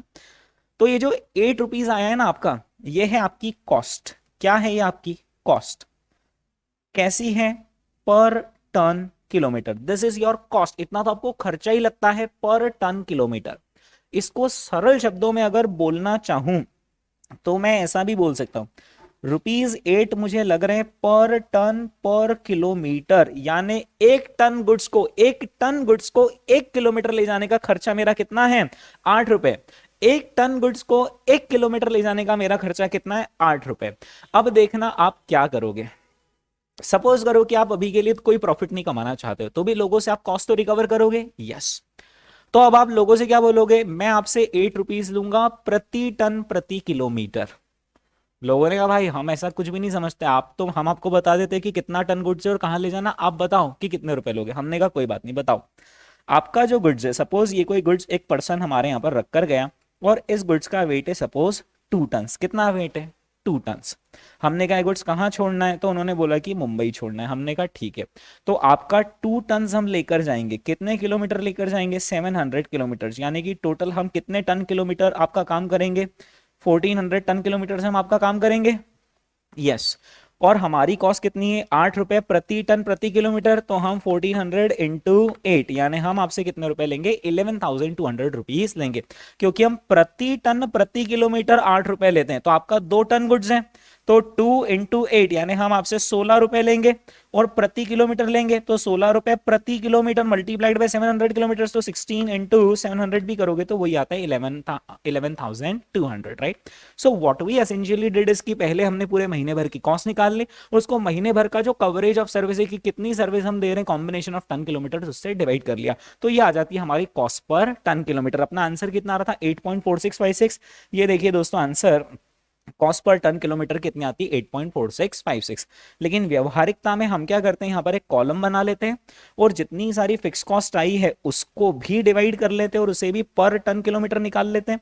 जो वेरिएबल कॉस्ट है उसे भी पर टन किलोमीटर निकाल लेते हैं, मेंटेनेंस को भी निकाल लेते हैं, और फिर जब आप इन तीनों को जोड़ते हो तो वो सेम आंसर आता है। देखना कैसे, एक बार कैलकुलेटर पे करते हैं।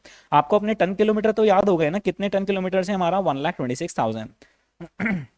तो ये जो 3,41,667 का हमारा खर्चा लगा है फिक्स महीने भर में, इसको डिवाइड किससे करेंगे? 1,26,000 टन किलोमीटर से, तो ये आ गया आंसर। जो हमारा वेरिएबल खर्चा लगा है 7 लाख रुपीस, इसे भी हम डिवाइड किससे करेंगे? 1,26,000। आप ना मेरे साथ साथ, ये अपन कोई मूवी नहीं चल रही है, आपने सिर्फ देखना है, आपने साथ साथ में एग्जीक्यूट भी करते जाना है, मतलब कैलकुलेटर भी चलाते जाना है, लिखना हो तो लिखते भी जाना है, राइट।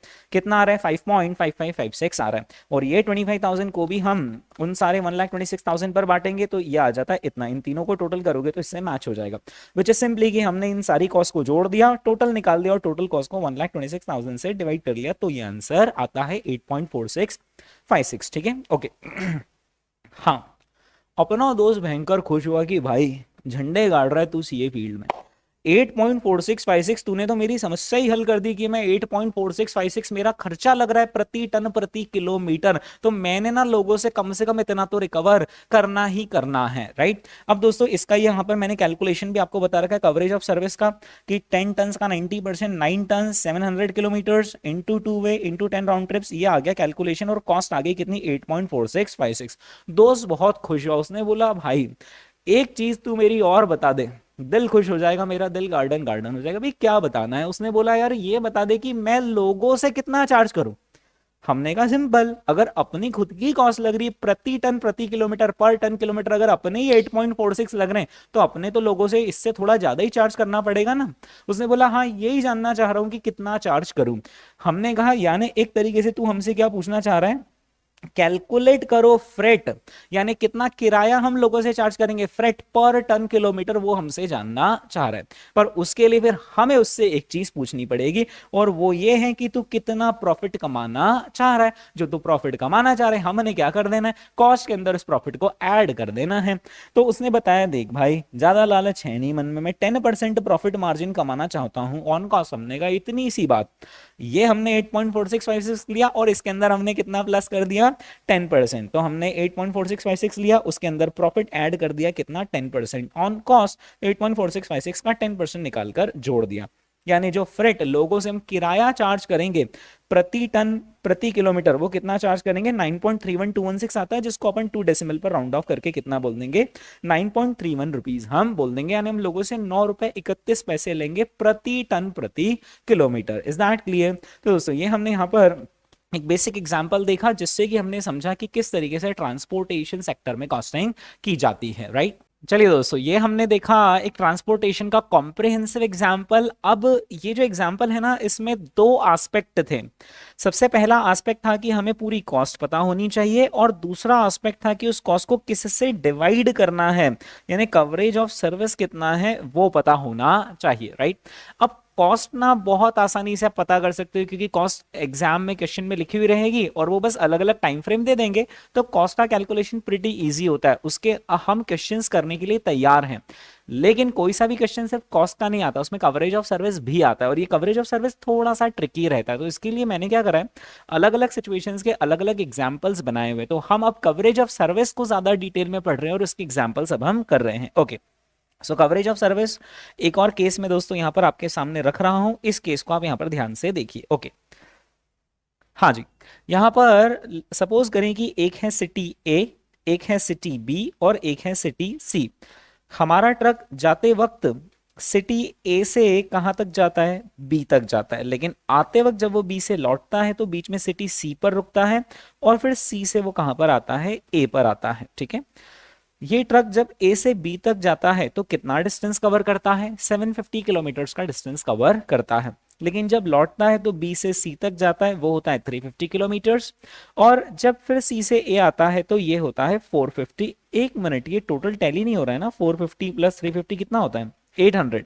यानी जाते वक्त डिस्टेंस कितना है 750, लेकिन आते वक्त डिस्टेंस कितना है 800। लेकिन वो लॉजिकली आप भी समझ रहे हैं कि जाने का डिस्टेंस और आने का डिस्टेंस एग्जैक्ट सेम हो ऐसा जरूरी नहीं है। अगर डिफरेंट है तो वो पॉसिबल है। कैसे पॉसिबल है, हो सकता है उसे जब वो जाता हो तो वो सिटी ए के अंदर सिटी सी के अंदर जाता ही नहीं हो, सीधे बाईपास से निकल जाता हो, लेकिन आते वक्त क्योंकि वो सिटी सी में भी जा रहा है तो सिटी के अंदर जा रहा है, फिर सिटी से बाहर निकल रहा है, and so on. So distances, to and fro distances different हो सकते हैं। ओके, खास बात यह कि जब ये ट्रक सिटी ए से बी पर जाता है तो कितना वेट लेकर जाता है। जब ये सिटी ए से बी पर जाता है तो इसका वेट है 8 टन। ये 8 टन वेट लेकर जाता है।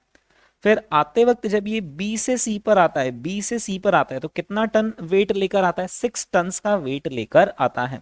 तो यहां पर ये 6 टन का वेट लेकर आता है। ओके, फिर इसके बाद सी से ए पर जब ये जाता है तो कितना वेट लेकर जाता है, 5 टन का वेट लेकर जाता है। तो यहां से यहां पर इस ट्रक में वेट होता है 5 ton.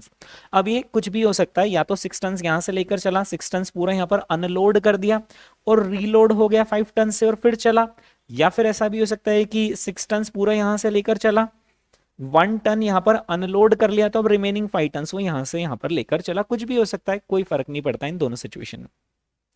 Number of round trips per month, यानी कि गया और आया, ऐसी कितनी ट्रिप्स हुई है, 7 ट्रिप्स हुई हैं, right. And you are required to calculate number of ton kilometres per month. आपको ये बताना है कि अब एक महीने में आखिर कितने टन किलोमीटर्स होंगे, राइट।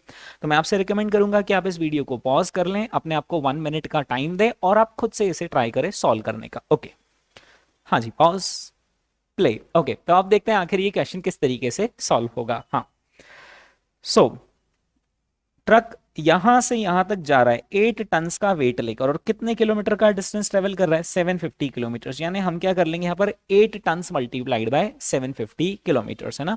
अभी मैं एक सिंगल राउंड ट्रिप का कैलकुलेशन कर रहा हूं। एक बार सिंगल राउंड ट्रिप का कैलकुलेशन मेरे पास आ गया तो मैंने सिर्फ number of round trips in a month से ही मल्टीप्लाई कर लेना बाकी रहेगा। Okay, so 8 ton multiplied by 750, ये एक बार गया उतने टन किलोमीटर हो गए। फिर यहां पर कितना हो जाएगा, 6 टन मल्टीप्लाइड बाय 350 हो जाएगा, और यहां पर कितना हो जाएगा 5 टन मल्टीप्लाइड बाय 450, राइट। तो मैं थोड़ा सा इसको कैलकुलेटर में कर रहा हूं, 8 मल्टीप्लाइड बाय 750 जो आया 6000 आया उसे मेमोरी में प्लस करा, 6 मल्टीप्लाई बाय 350 ये आता है 2100 मेमोरी में प्लस, 5 मल्टीप्लाइड बाय 450 ये आता है 2250 मेमोरी में प्लस। मेमोरी रिकॉल कीजिए कितना आ रहा है, तो एक सिंगल राउंड ट्रिप के टोटल कितने टन किलोमीटर्स आ गए, 10350 टन किलोमीटर्स आ गए हैं, मल्टीप्लाइड बाय कितनी राउंड ट्रिप्स हैं, 7 राउंड ट्रिप्स, राइट। यानी कि आंसर कितना आता है कि टन किलोमीटर्स पर मंथ कितने आते हैं, 72450, राइट। ये देखिए दोस्तों, ए से लगाकर बी तक, फिर बी से सी, सी से ए, और ये आ गया हमारा आंसर 72450। ओके, अब हम आते हैं दोस्तों हमारे नेक्स्ट केस पर। ये जो नेक्स्ट केस है ये ट्रांसपोर्टेशन सेक्टर से ही रिलेटेड है, लेकिन अब गुड्स का ट्रांसपोर्टेशन नहीं है, ये पैसेंजर बसेस से रिलेटेड जो कि एक सिटी से दूसरे सिटी के बीच में चलती हैं, राइट। तो सपोज करें कि दोस्तों ये जो पैसेंजर बस है ना, अब आप एक बात बताइए, सबसे पहले तो अपन यहाँ की बात कर लेते हैं, पैसेंजर बस की बात कर लेते हैं। ये लोग जो पैसेंजर बस वाले किराया चार्ज करते हैं, बस का फेयर चार्ज करते हैं, है ना, ये कैसा पर पर्सन चार्ज करते हैं? जी हाँ, क्योंकि आप अगर अकेले चढ़े हो तो आपसे एक टिकट का पैसा लिया जाएगा, आप दो लोग चढ़े हो तो दो टिकट का पैसा लिया जाएगा, एंड सो ऑन।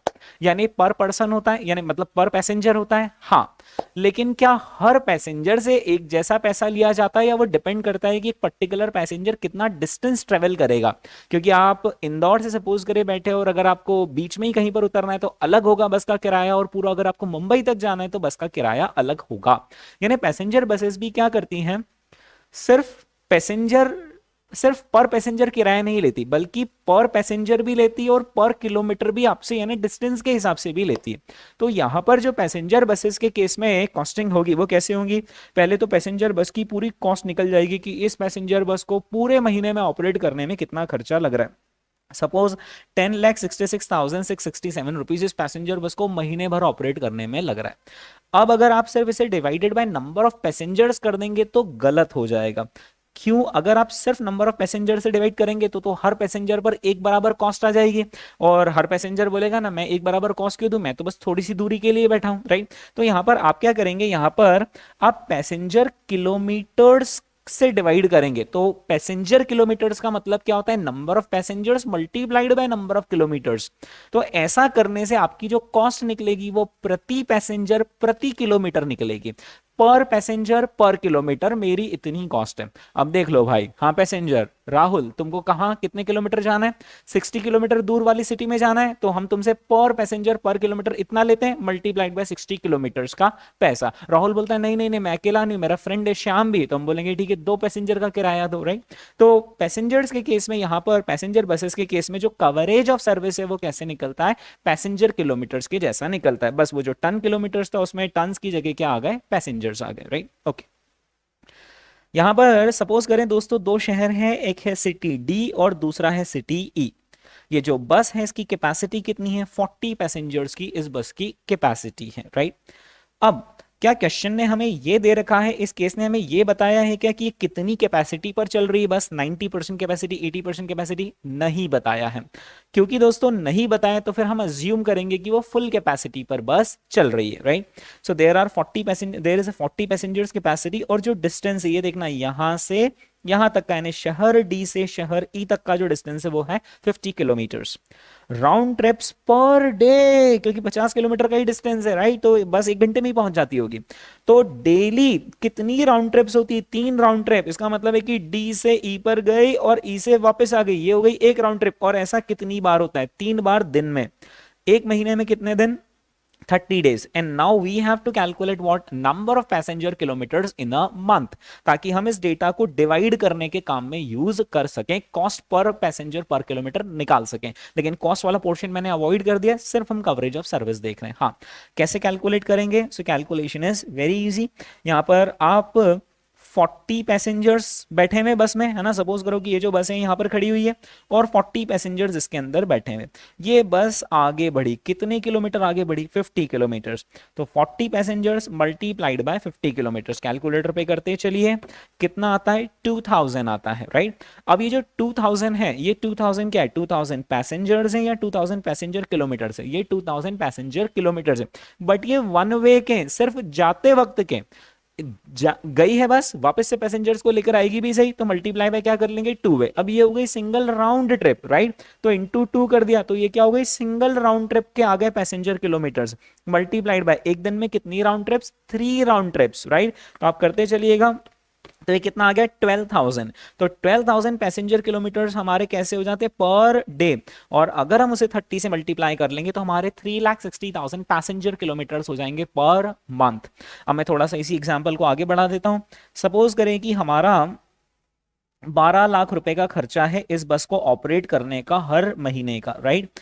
तो बस वाला क्या करेगा, 12 लाख रुपीज लिखेगा और उसे डिवाइड कर देगा 3,60,000 पैसेंजर किलोमीटर से, और क्या बोलेगा, 3 रुपए 33 पैसे। ₹3.33 मेरी कॉस्ट बैठती है पर पैसेंजर पर किलोमीटर, प्रति पैसेंजर प्रति किलोमीटर मेरा खर्चा है ₹3.33, राइट।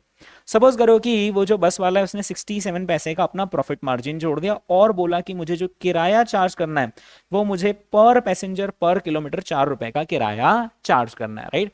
अब बस वाला क्या करता है, कोई जो बस का कंडक्टर रहता है वैसे कैलकुलेटर लेकर नहीं बैठता कितने किलोमीटर जाना है, वो पहले ही अपना होमवर्क कर लेते हैं। वो देख लेते हैं कि फॉर एग्जांपल आप इंदौर से बैठे हो और आपको कहां तक जाना है, मुंबई तक जाना है, ठीक है। तो पहले से ही डिस्टेंस उनको मालूम रहता है कि इंदौर से मुंबई तक का डिस्टेंस कितना है, 700 किलोमीटर्स। तो वो क्या करते हैं, ₹4 को मल्टीप्लाई किससे कर लेते हैं, 700 से, और क्या बोलते हैं, ₹2800 का टिकट है। मान लो कि कोई बंदा जो कहता है मुझे इंदौर से मुंबई नहीं, मुझे बीच में नासिक में ही उतरना है, लेट्स से नासिक है 500 किलोमीटर्स, तो बोलेंगे कोई बात नहीं, नासिक 500 किलोमीटर्स है, मल्टीप्लाइड बाय ₹4 हम लेते हैं, तो नासिक तक का टिकट कितना, 2000। अब ये कंडक्टर कैलकुलेटर लेके नहीं खड़ा रहता है, ये सारा पहले से ही घर से ही कैलकुलेट कर लेते हो कि नासिक का टिकट 2000, मुंबई तक का टिकट 2800, और कोई सी बीच की सिटी उसका टिकट 500। वो कैसे, किलोमीटर्स के हिसाब से उन्होंने पहले ही टिकट का प्राइस फिक्स कर लिया। अब बस उनको पैसेंजर से मल्टीप्लाई करना रहता है। आप 4 लोग चढ़े हो, चलो ₹2800 मुंबई के, कितने लोग हो, 4 लोग हो, बता देता हूं इतने रुपए किराया लगेगा, ठीक है। अब हम आते हैं दोस्तों हमारे नेक्स्ट केस पर, केस नंबर 3। केस नंबर 3 में यहां पर दोस्तों आपके सामने पढ़ रहा हूं, मैं आपसे एक्सपेक्ट करूंगा कि आप वीडियो पॉज करेंगे और फिर आप इसको सॉल्व करेंगे, लेकिन एक बार मुझसे सुन लें आप ये केस। सिटी एफ से लगाकर जी तक का डिस्टेंस वन वे डिस्टेंस है, क्योंकि मैंने एक तरफ का एरो बनाकर बोला है कि 35 किलोमीटर का डिस्टेंस है। नंबर ऑफ राउंड ट्रिप्स कितनी है, 14 पर वीक दे दिया है मैंने, यानी पर डे नहीं, एक हफ्ते में कितनी ट्रिप्स लगती है, 14 ट्रिप्स लगती है, ठीक है। 1 मंथ में कितने वीक्स हैं, यहां पर 4 वीक्स हैं, राइट। कैपेसिटी कितनी है बस की, 55 पैसेंजर्स की कैपेसिटी है, लेकिन जो ऑक्यूपेंसी रहती वो कितनी रहती, 85% ही बस ऑक्यूपाइड रहती, 2 4 5 7 10 सीट खाली जाती। आप प्लीज एक बार कैलकुलेटर पे 55 का 85% निकालें, तो 55 का 85% यानी बस में ऑन एन एवरेज कितने पैसेंजर होते हैं, तो 46.75 पैसेंजर्स होते हैं। Is that clear? सर ये 46.75 पैसेंजर कैसे हो सकते हैं, या तो 46 होंगे या 47, ऐसा नहीं होता है। हो सकता है कि जैसे सपोज करो कि यहाँ पे 46.50 आता है, इसका मतलब ये नहीं कि 46 पैसेंजर पूरे बैठे हुए और एक आधा बैठा हुआ है, राइट। ऐसा नहीं, वो हो सकता है जाते वक्त 46 पैसेंजर्स हो और आते वक्त 47 हो, तो ऑन एन एवरेज हम क्या बोलेंगे, तो ये एवरेज ऑक्यूपेंसी की ऑन एन एवरेज इतनी ऑक्यूपेंसी रहती है। तो एवरेजेस डेसिमल में आ सकते हैं, जैसे आपने एक दिन 2 आइसक्रीम खाई और एक दिन 3 आइसक्रीम खाई, बताओ आपने ऑन एन एवरेज डेली कितनी आइसक्रीम खाई, तो आप क्या बोलोगे 2.5, कैसे खाली 2.5 आइसक्रीम, तो एक दिन 2 एक दिन 3, तो क्या होगा, जो पैसेंजर बैठे होंगे वो तो पूरे ही बैठे होंगे, लेकिन उनका एवरेज फ्रैक्शनल निकल सकता है। ओके दोस्तों, अब आप इस वीडियो को पॉज कर लीजिए, अपने आप को 30 सेकंड से लगाकर 1 मिनट तक का समय दीजिए और जो पूछा गया है क्वेश्चन उसका मुझे करेक्ट आंसर निकालकर बताइए। Okay pause, play. सो आपने इस क्वेश्चन को सॉल्व कर लिया होगा, देखना दोस्तों आपने आखिर इसे किस तरीके से सॉल्व किया होगा। आपने यहां पर नंबर ऑफ पैसेंजर सबसे पहले निकाल लिए होंगे, आपने 55 पैसेंजर्स निकाल लिए और उसका 85% कर लिया, तो 55 का अगर आप 85% करते हैं तो ऑन एन एवरेज कितने पैसेंजर्स हैं, 46.75 पैसेंजर्स बस के अंदर बैठे होते हैं। बस अगर एक बार इधर से उधर जाती तो कितना किलोमीटर ट्रेवल कर लेती, 35 किलोमीटर ट्रेवल कर लेती। ये आ गए पैसेंजर किलोमीटर्स एक तरफ के, इसे मल्टीप्लाई किससे कर लेंगे, 2 वे से, ताकि बस गई और आई। अब ये बस गई और आई, ऐसी कितनी राउंड ट्रिप्स लगती है, 14 राउंड ट्रिप्स लगती है पर वीक, ठीक है। तो प्लीज अब बस सिर्फ इसको सॉल्व करेंगे, तो 46.75 इंटू 35 इंटू 2 इंटू 14, ये कितना आता है, ये आता है 45815 पैसेंजर किलोमीटर्स आते हैं। और ये भी बताओ कि पैसेंजर किलोमीटर्स एक महीने के हैं या फिर अभी एक हफ्ते के हैं, एक हफ्ते के, ये पर वीक है क्योंकि मैंने जो यहाँ पर राउंड ट्रिप्स लिखी है वो 14 राउंड ट्रिप्स लिखी है एक हफ्ते की, तो अब ये एक हफ्ते के आगे पैसेंजर किलोमीटर्स। इसे मल्टीप्लाई किससे कर लेंगे, हम इसे मल्टीप्लाई 4 वीक से कर लेंगे। तो जैसे आप इसे मल्टीप्लाई बाय 4 कर लेंगे तो कितना आता है, 183260 पैसेंजर किलोमीटर्स आ जाते हैं हमारे पर मंथ। अब कॉस्टिंग में दोस्तों नजरों का धोखा एग्जाम में हो सकता है, मैं जानता हूं बहुत सारे स्टूडेंट ने 183260 आंसर निकाल लिया होगा और निकाल कर रुक गए होंगे, लेकिन आप ध्यान से यहाँ पर देखिए कि जो नंबर ऑफ पैसेंजर किलोमीटर्स पूछे वो कैसे पूछे, पर एनम, साल भर के पूछे हैं। तो जो अभी 183260 है वो आंसर है पर मंथ का, उसे मल्टीप्लाई बाय 12 करना ना भूले। सो करेक्ट आंसर आता है 2199120। Is that clear? ओके, तो ये ध्यान रखिएगा, कॉस्टिंग में आपको टाइम फ्रेम का बहुत ध्यान रखना पड़ता है कि चीजें पर मंथ है या फिर चीजें पर एनम है, पर वीक है, पर quarter and so on. Okay, अब दोस्तों एक और एग्जांपल यहाँ पर केस नंबर 4 है। सिटी एच से लगाकर सिटी आई तक का डिस्टेंस है 600 किलोमीटर। कैपेसिटी ऑफ बस हालांकि 60 पैसेंजर्स हैं, लेकिन आउटवर्ड ट्रिप में कितनी परसेंट ऑक्यूपेंसी रहती है? 90%। इनवर्ड या फिर रिटर्न ट्रिप में कितनी ऑक्यूपेंसी रहती है? 80%। अब यहाँ पर समझ रहे ट्विस्ट क्या है कि जाते वक्त यानी बस जब यहां से यहां पर जाती है तब उसकी ऑक्यूपेंसी कितना परसेंट रहती है? 90%। आउटवर्ड ट्रिप का मतलब होता है कि जब बस अपने बेस स्टेशन से दूसरी तरफ जाती है तो ये होती है आउटवर्ड ऑक्यूपेंसी। और इनवर्ड ऑक्यूपेंसी का मतलब क्या होता है कि बस जब यहां से यहां पर आती है तो फिर आखिर आते वक्त उसकी ऑक्यूपेंसी कितनी रहती, लौटते वक्त रिटर्न ट्रिप में, that is called as inward capacity. तो ये है 80%, है ना। नंबर ऑफ राउंड ट्रिप्स कितनी लग जाती है? 12 राउंड ट्रिप्स, यानी गए आए, ये हुई एक ट्रिप। ऐसी 12 बार ट्रिप लग जाती है एक महीने में।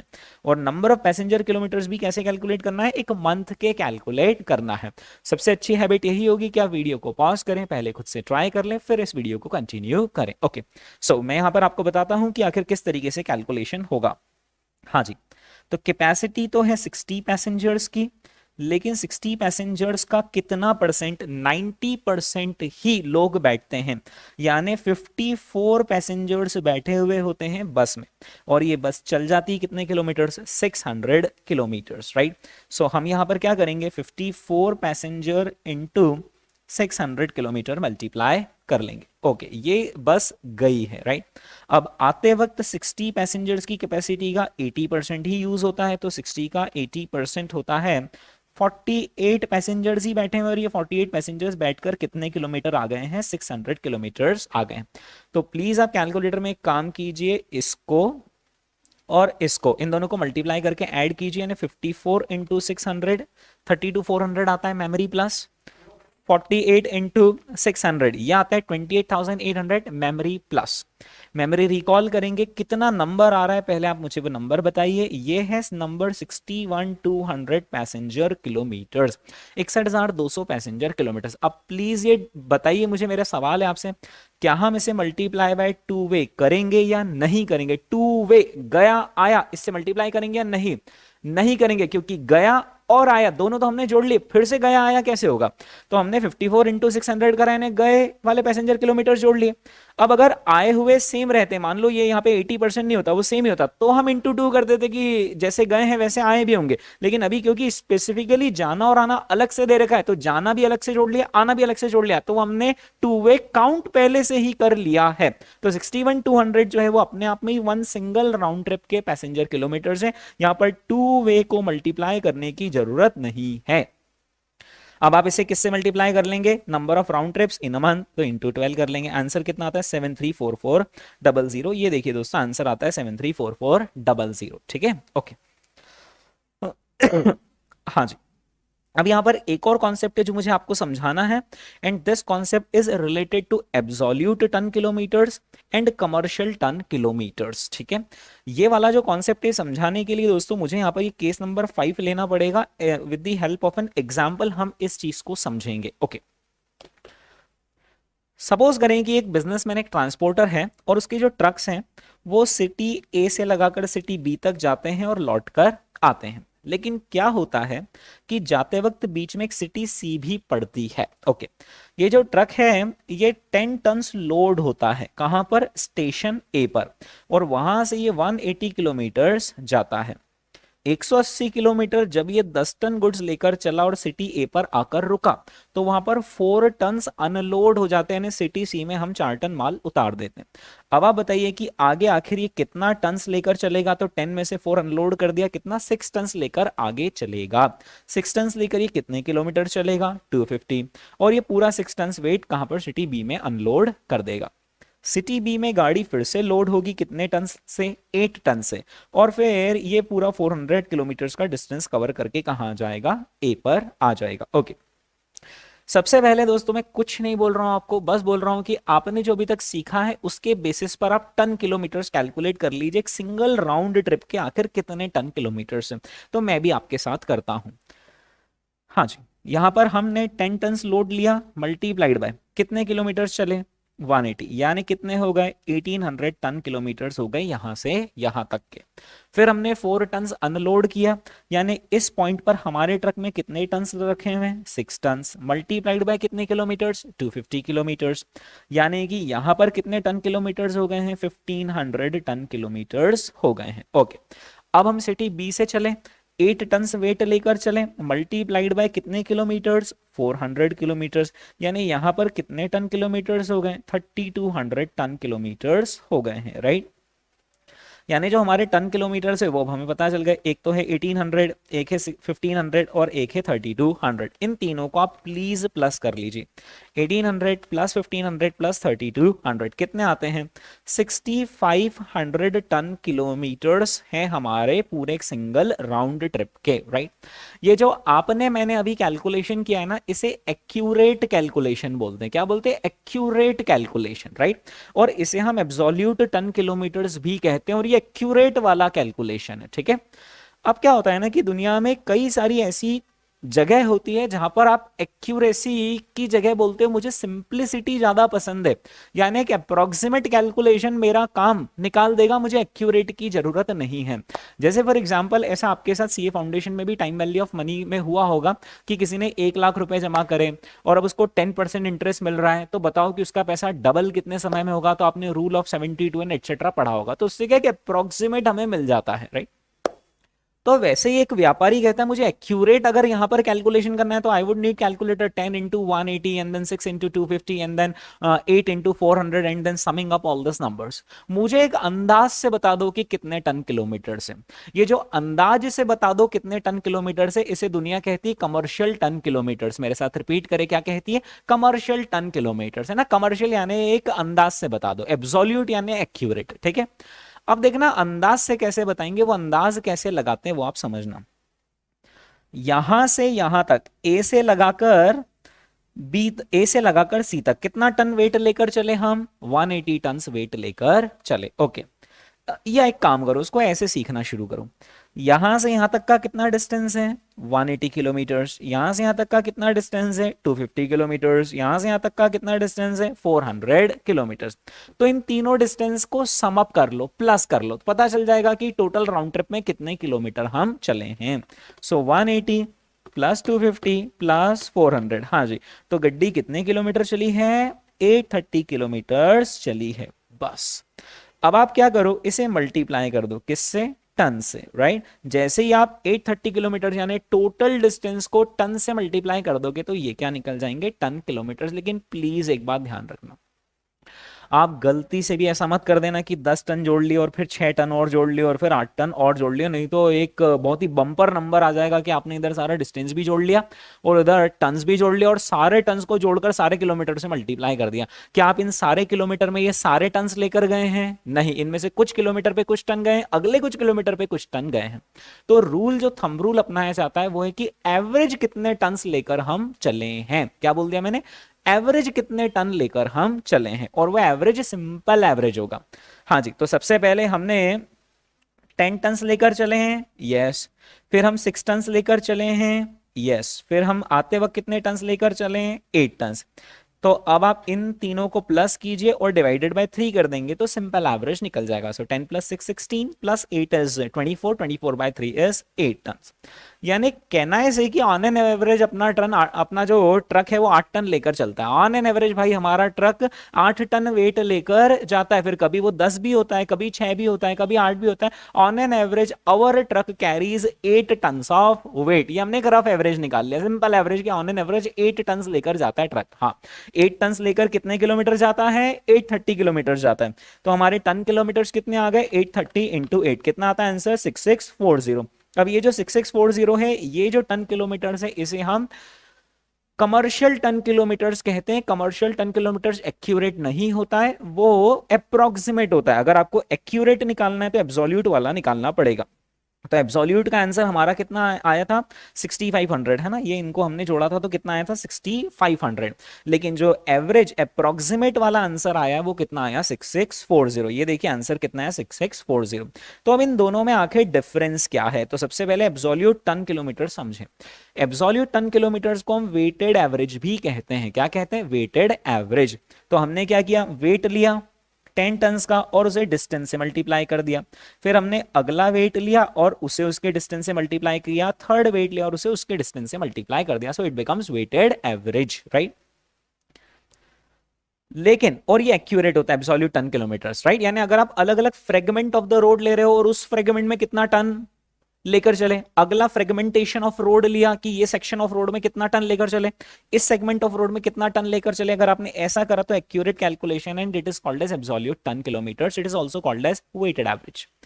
दूसरा होता है दोस्तों कमर्शियल टन किलोमीटर, जो कि एक रफ अंदाज होता है, क्योंकि व्यापारी कई बार ऐसी सिचुएशन में होता है कि he is not going to do the accurate calculation, वो एवरेज देख लेगा, वो बोलेगा एक काम करो, पहले कभी 10 टन लेकर जाते हो, कभी 6 टन लेकर जाते हो, कभी 8 टन लेकर जाते हो, एवरेज बताया, एवरेज कितना टन लेकर जाते हो, एवरेज कितना टन लेकर जाते हो वो कैसे निकाल लेगा, अलग अलग वेट को जोड़ लेगा, कभी 10 टन लेकर चले, कभी 6, कभी 8 और डिवाइडेड बाय 3, क्योंकि सिंपल एवरेज ऐसे ही निकलेगा, जितने ज्यादा टन होंगे उतने ज्यादा से डिवाइड। जैसे अगर यहाँ पर 8 के अलावा 7 और होता तो यहाँ पे डिवाइड किससे करते हैं 4 से, यहाँ पे 2 और होता सपोज, है ना, एक और सेगमेंट होता 2 और होता तो फिर डिवाइड किससे करते हैं, 1 वेट 2 वेट 3 वेट, जितने भी वेट्स होंगे उससे डिवाइड कर लेंगे, तो सिंपल एवरेज वेट का निकल जाएगा कि ऑन एन एवरेज हम इतना वेट लेकर जाते हैं, और मल्टीप्लाई बाय टोटल कितने डिस्टेंस पर लेकर जाते हैं, तो फर्स्ट डिस्टेंस सेकंड डिस्टेंस सारे डिस्टेंस को ऐड कर लेंगे। प्लीज यहां पर एग्जाम में ध्यान रखना कि वेट का सिंपल एवरेज होता है, यस, तो एक एवरेज वेट निकल जाता है और वो एवरेज वेट हम पूरे डिस्टेंस पर लेकर जाते हैं। तो डिस्टेंस में एवरेज नहीं निकलता, डिस्टेंस तो टोटल है, सिर्फ वेट का एवरेज निकलता है, ठीक है।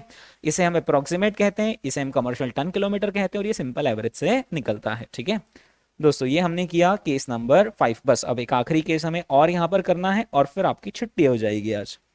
केस नंबर 6 हम लेंगे एक टैक्सी ऑपरेटर का, जो कि सिटी में कार टैक्सी चलाता है या फिर ऑटो रिक्शा चलाता है, राइट। तो दोस्तों सबसे पहले तो यहां पर ये समझे कि ये जो ऑटो रिक्शा चलाता है इसकी मंथली ऑपरेटिंग कॉस्ट कितनी, मतलब इस ऑटो रिक्शा को चलाने की ओवरऑल कॉस्ट कितनी आ रही, 30,000 पर मंथ। अब आप भी समझ रहे होंगे कि कौन कौन से खर्चे इस पर आ जाते हैं। अगर ये गैस से चलता है तो सीएनजी गैस का खर्चा आ गया, अगर ये किराए पर इसने ऑटो ले रखा है किसी से तो उसका किराया इसकी ऑपरेटिंग कॉस्ट के अंदर आ गया है, या फिर इसका रिपेयर शिपेयर जो भी रह गया, टायर पंक्चर हो गया वो बनवाना, ये सारा किसके अंदर आ जाता है, सब ऑपरेटिंग कॉस्ट के अंदर आ जाता है। कितना 30,000 पर मंथ इसको खर्चा लगता है, राइट।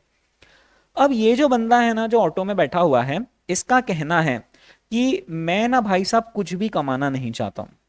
मतलब ये जो बंदा ऑटो में बैठा हुआ है ना, ये बंदा कहता है कि मैं कुछ भी कमाना नहीं चाहता हूं पर मैं गवाना भी नहीं चाहता हूं। यानी मैं क्या करूंगा, मैं जो भी यात्रीगण आएंगे बस उनसे मैं मेरी कॉस्ट ले लूंगा। मैं क्या करूंगा, मेरी जो कॉस्ट लग रही, भाई लग रहे मेरे तो जेब से कितने 30,000, तो मैं उनसे सिर्फ मेरी कॉस्ट ले लूंगा, मैंने प्रॉफिट नहीं कमाना, मैं शौक से ऑटो चला रहा हूं। ओके कोई बात नहीं भाई, अपने अपने शौक रहते हैं।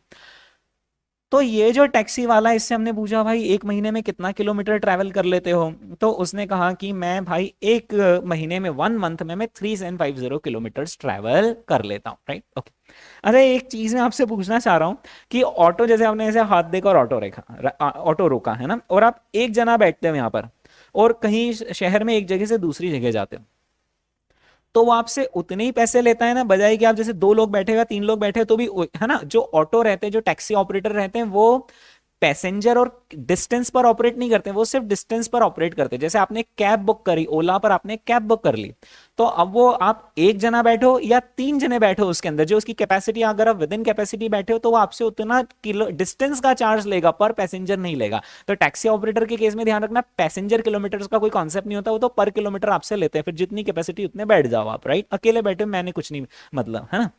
तो इस केस में हम क्या करेंगे, सिंपल जो कॉस्ट कैलकुलेट करेंगे वो कैसे करेंगे, पर किलोमीटर, क्योंकि हम कस्टमर से भी रिकवर कैसा करते हैं, भाई इतने किलोमीटर ले गया हूं इतना रुपया बनेगा, भी तुम एक बैठे हो 3 बैठे हो मैंने नहीं देखा। हाँ तो यहां पर अब आप क्या करोगे, इसकी कॉस्ट कैसे निकाल लोगे, 30,000 को डिवाइड किससे कर लोगे, 3750 से, कितना आ जाता है, ये आता है 8 रुपीज पर किलोमीटर। ये बंदा ना मस्ती से ऑटो चलाता है और 8 रुपीज पर किलोमीटर लोगों से लेता जाता है, बोलता है मैंने आपको इतने किलोमीटर छोड़ा, 10 किलोमीटर छोड़ा, मल्टीप्लाइड बाय 8 रुपीज, आप तो मुझे 80 रुपए दे दो। लेकिन दोस्तों आपने देखा होगा कई बार ये जो ऑटो रहते हैं खाली भी चलते हैं। खाली क्यों चलते हैं? क्योंकि इन्होंने किसी जैसे कॉलोनी में, रेसिडेंशियल कॉलोनी में किसी को ड्रॉप किया। अब बिल्कुल जहां ड्रॉप किया वहां से सवारी थोड़ी ना मिलेगी, उसको कहीं तो बाहर मेन रोड पर आना पड़ेगा, उतना वैकेंट टाइम हो गया। या फिर ये बंदा अपने घर पर से ऑटो सुबह लेकर निकला, तो इसको इसके घर से टैक्सी स्टैंड तक का आना तो इसका वैकेंट ही रहेगा, राइट। तो क्या रहता है कि ये जो ऑटो रहता है 30% ऑफ द टाइम वैकेंट रहता है। यानी एक बात बताइए कि जो सवारी है वो पूरे 3750 किलोमीटर ऑटो में पीछे बैठी हुई रहती है, या 30% ऑफ द किलोमीटर्स तो इसके खाली जाते हैं, खाली जाते हैं। अब क्या उन खाली किलोमीटर्स के लिए आप कस्टमर से पैसा ले सकते हो कि लाओ दो भाई मुझे खाली किलोमीटर के पैसे? यानी वाक्य सुनो, क्या हुआ कि आपने हाथ देकर ऑटो रोका, आप बैठे, आप बैठकर 5 किलोमीटर तक गए, उतरे आप।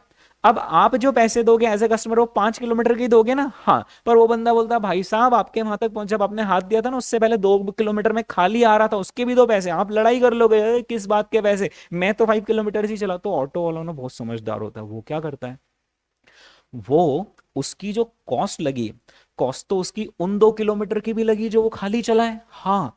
तो वो क्या करेगा, कॉस्ट तो पूरी ले लेगा, क्योंकि डीजल पेट्रोल जो भी लगा है, सीएनजी वो सब उतने समय का भी लगा है, ऑटो चला है, डेप्रिसिएशन लगा है, वाटर सब लगा है।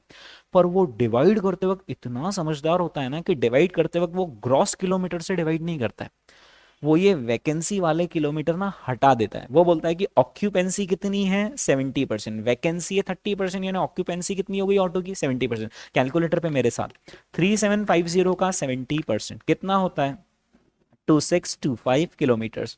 अच्छा, 26250 किलोमीटर्स वही किलोमीटर है जितने समय के लिए, उतने किलोमीटर्स के लिए सवारी बैठती है, यस। तो वो क्या करता है, अपने महीने भर की कॉस्ट ले लेता है, जिसमें कि सवारी बैठी नहीं बैठी सब ले लेता है, और डिवाइड सिर्फ उतने किलोमीटर से करता है जितने किलोमीटर्स के लिए सवारी बैठी। एक बार डिवाइड करेंगे फिर आगे बात करेंगे।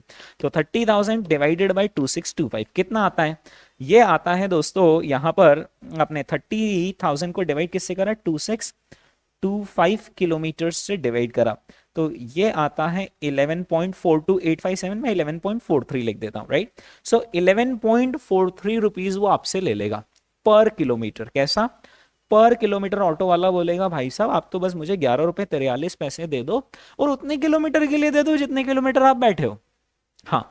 तो ऐसे करके कोई बंदा 5 किलोमीटर के लिए बैठा, उससे बोलेगा ठीक है 11.43 इंटू 5 आप मुझे 57 रुपीज दे दो। कोई बंदा 10 किलोमीटर के लिए बैठा तो उसको बोल देंगे 11.43 इंटू 10 इतने रुपए आप मुझे दे दो। ऐसे करके महीने भर में लोग कितने किलोमीटर बैठेंगे इसके ऑटो में, 2625 किलोमीटर बैठेंगे, क्योंकि 70% ऑफ द टाइम तो लोग बैठते ही हैं। अब ये जब 2625 किलोमीटर पर इतने रुपए रिकवर करेगा, मल्टीप्लाई करके देखिएगा, ये जो 11.43 आ रहा है ना, इसको मल्टीप्लाई करेंगे किससे, 2625 किलोमीटर से, तो वो कुल कितने रुपए रिकवर कर जाएगा, 30,000 रुपीज रिकवर कर जाएगा, जो उसकी कॉस्ट है, राइट। अब ना ग्राहक मना नहीं कर सकता कि आप 2625 से मत डिवाइड करो 3750 से, क्योंकि ये जो वैकेंसी है नॉर्मल वैकेंसी, नॉर्मली ऑटो खाली चलता ही है। जब मैं आपको बोल रहा था तो आपको भी बहुत नॉर्मल फील हो रहा था कि हाँ थोड़ा बहुत तो खाली वो जाता ही जाता है, राइट। तो क्योंकि नॉर्मली ऐसा होता ही है तो उसका खर्चा ऑटो वाला अपने जेब से थोड़ी ना बेयर करेगा, वो आप ही के ऊपर चार्ज करेगा। और ऐसा एक ऑटो वाला नहीं, दुनिया में जितने सारे ऑटो वाले वो सब ऐसा ही करेंगे, राइट। और ये जो मैंने आपको एग्जाम्पल दिया है दोस्तों, ये आपने सीए फाउंडेशन में ऑलरेडी एग्जाम्पल देख लिया है। आपने वहां पर एक एग्जाम्पल सुना था कि एक टैंकर है जो 50,000 लीटर्स पेट्रोल लेकर चला, लेकिन रास्ते में आते आते उसका 1% का नॉर्मल लॉस हो गया। तो 50,000 लीटर्स अगर वो लेकर चला है और 1% का लॉस हो गया, 500 लीटर्स ऐसे हवा में इवेपोरेट हो गया, तो वो लेकर कितना आएगा, 49,500 लीटर्स लेकर आएगा, यस। तो व्यापारी कितना समझदार होता है, जो नॉर्मल लॉस होता है वो हटाकर बचे हुए से ही डिवाइड करता है। तो यहां पर ये टैक्सी वाला भी एक व्यापारी है, उसने जो टोटल किलोमीटर है उसमें से नॉर्मल वैकेंसी हटा दी और बचे हुए किलोमीटर से ही अपनी कॉस्ट और बचे हुए किलोमीटर से ही अपनी कॉस्ट को डिवाइड किया, तो उसकी अब ये आ गई है वो कॉस्ट जो उसकी सही में पर किलोमीटर इनकर होती है, राइट।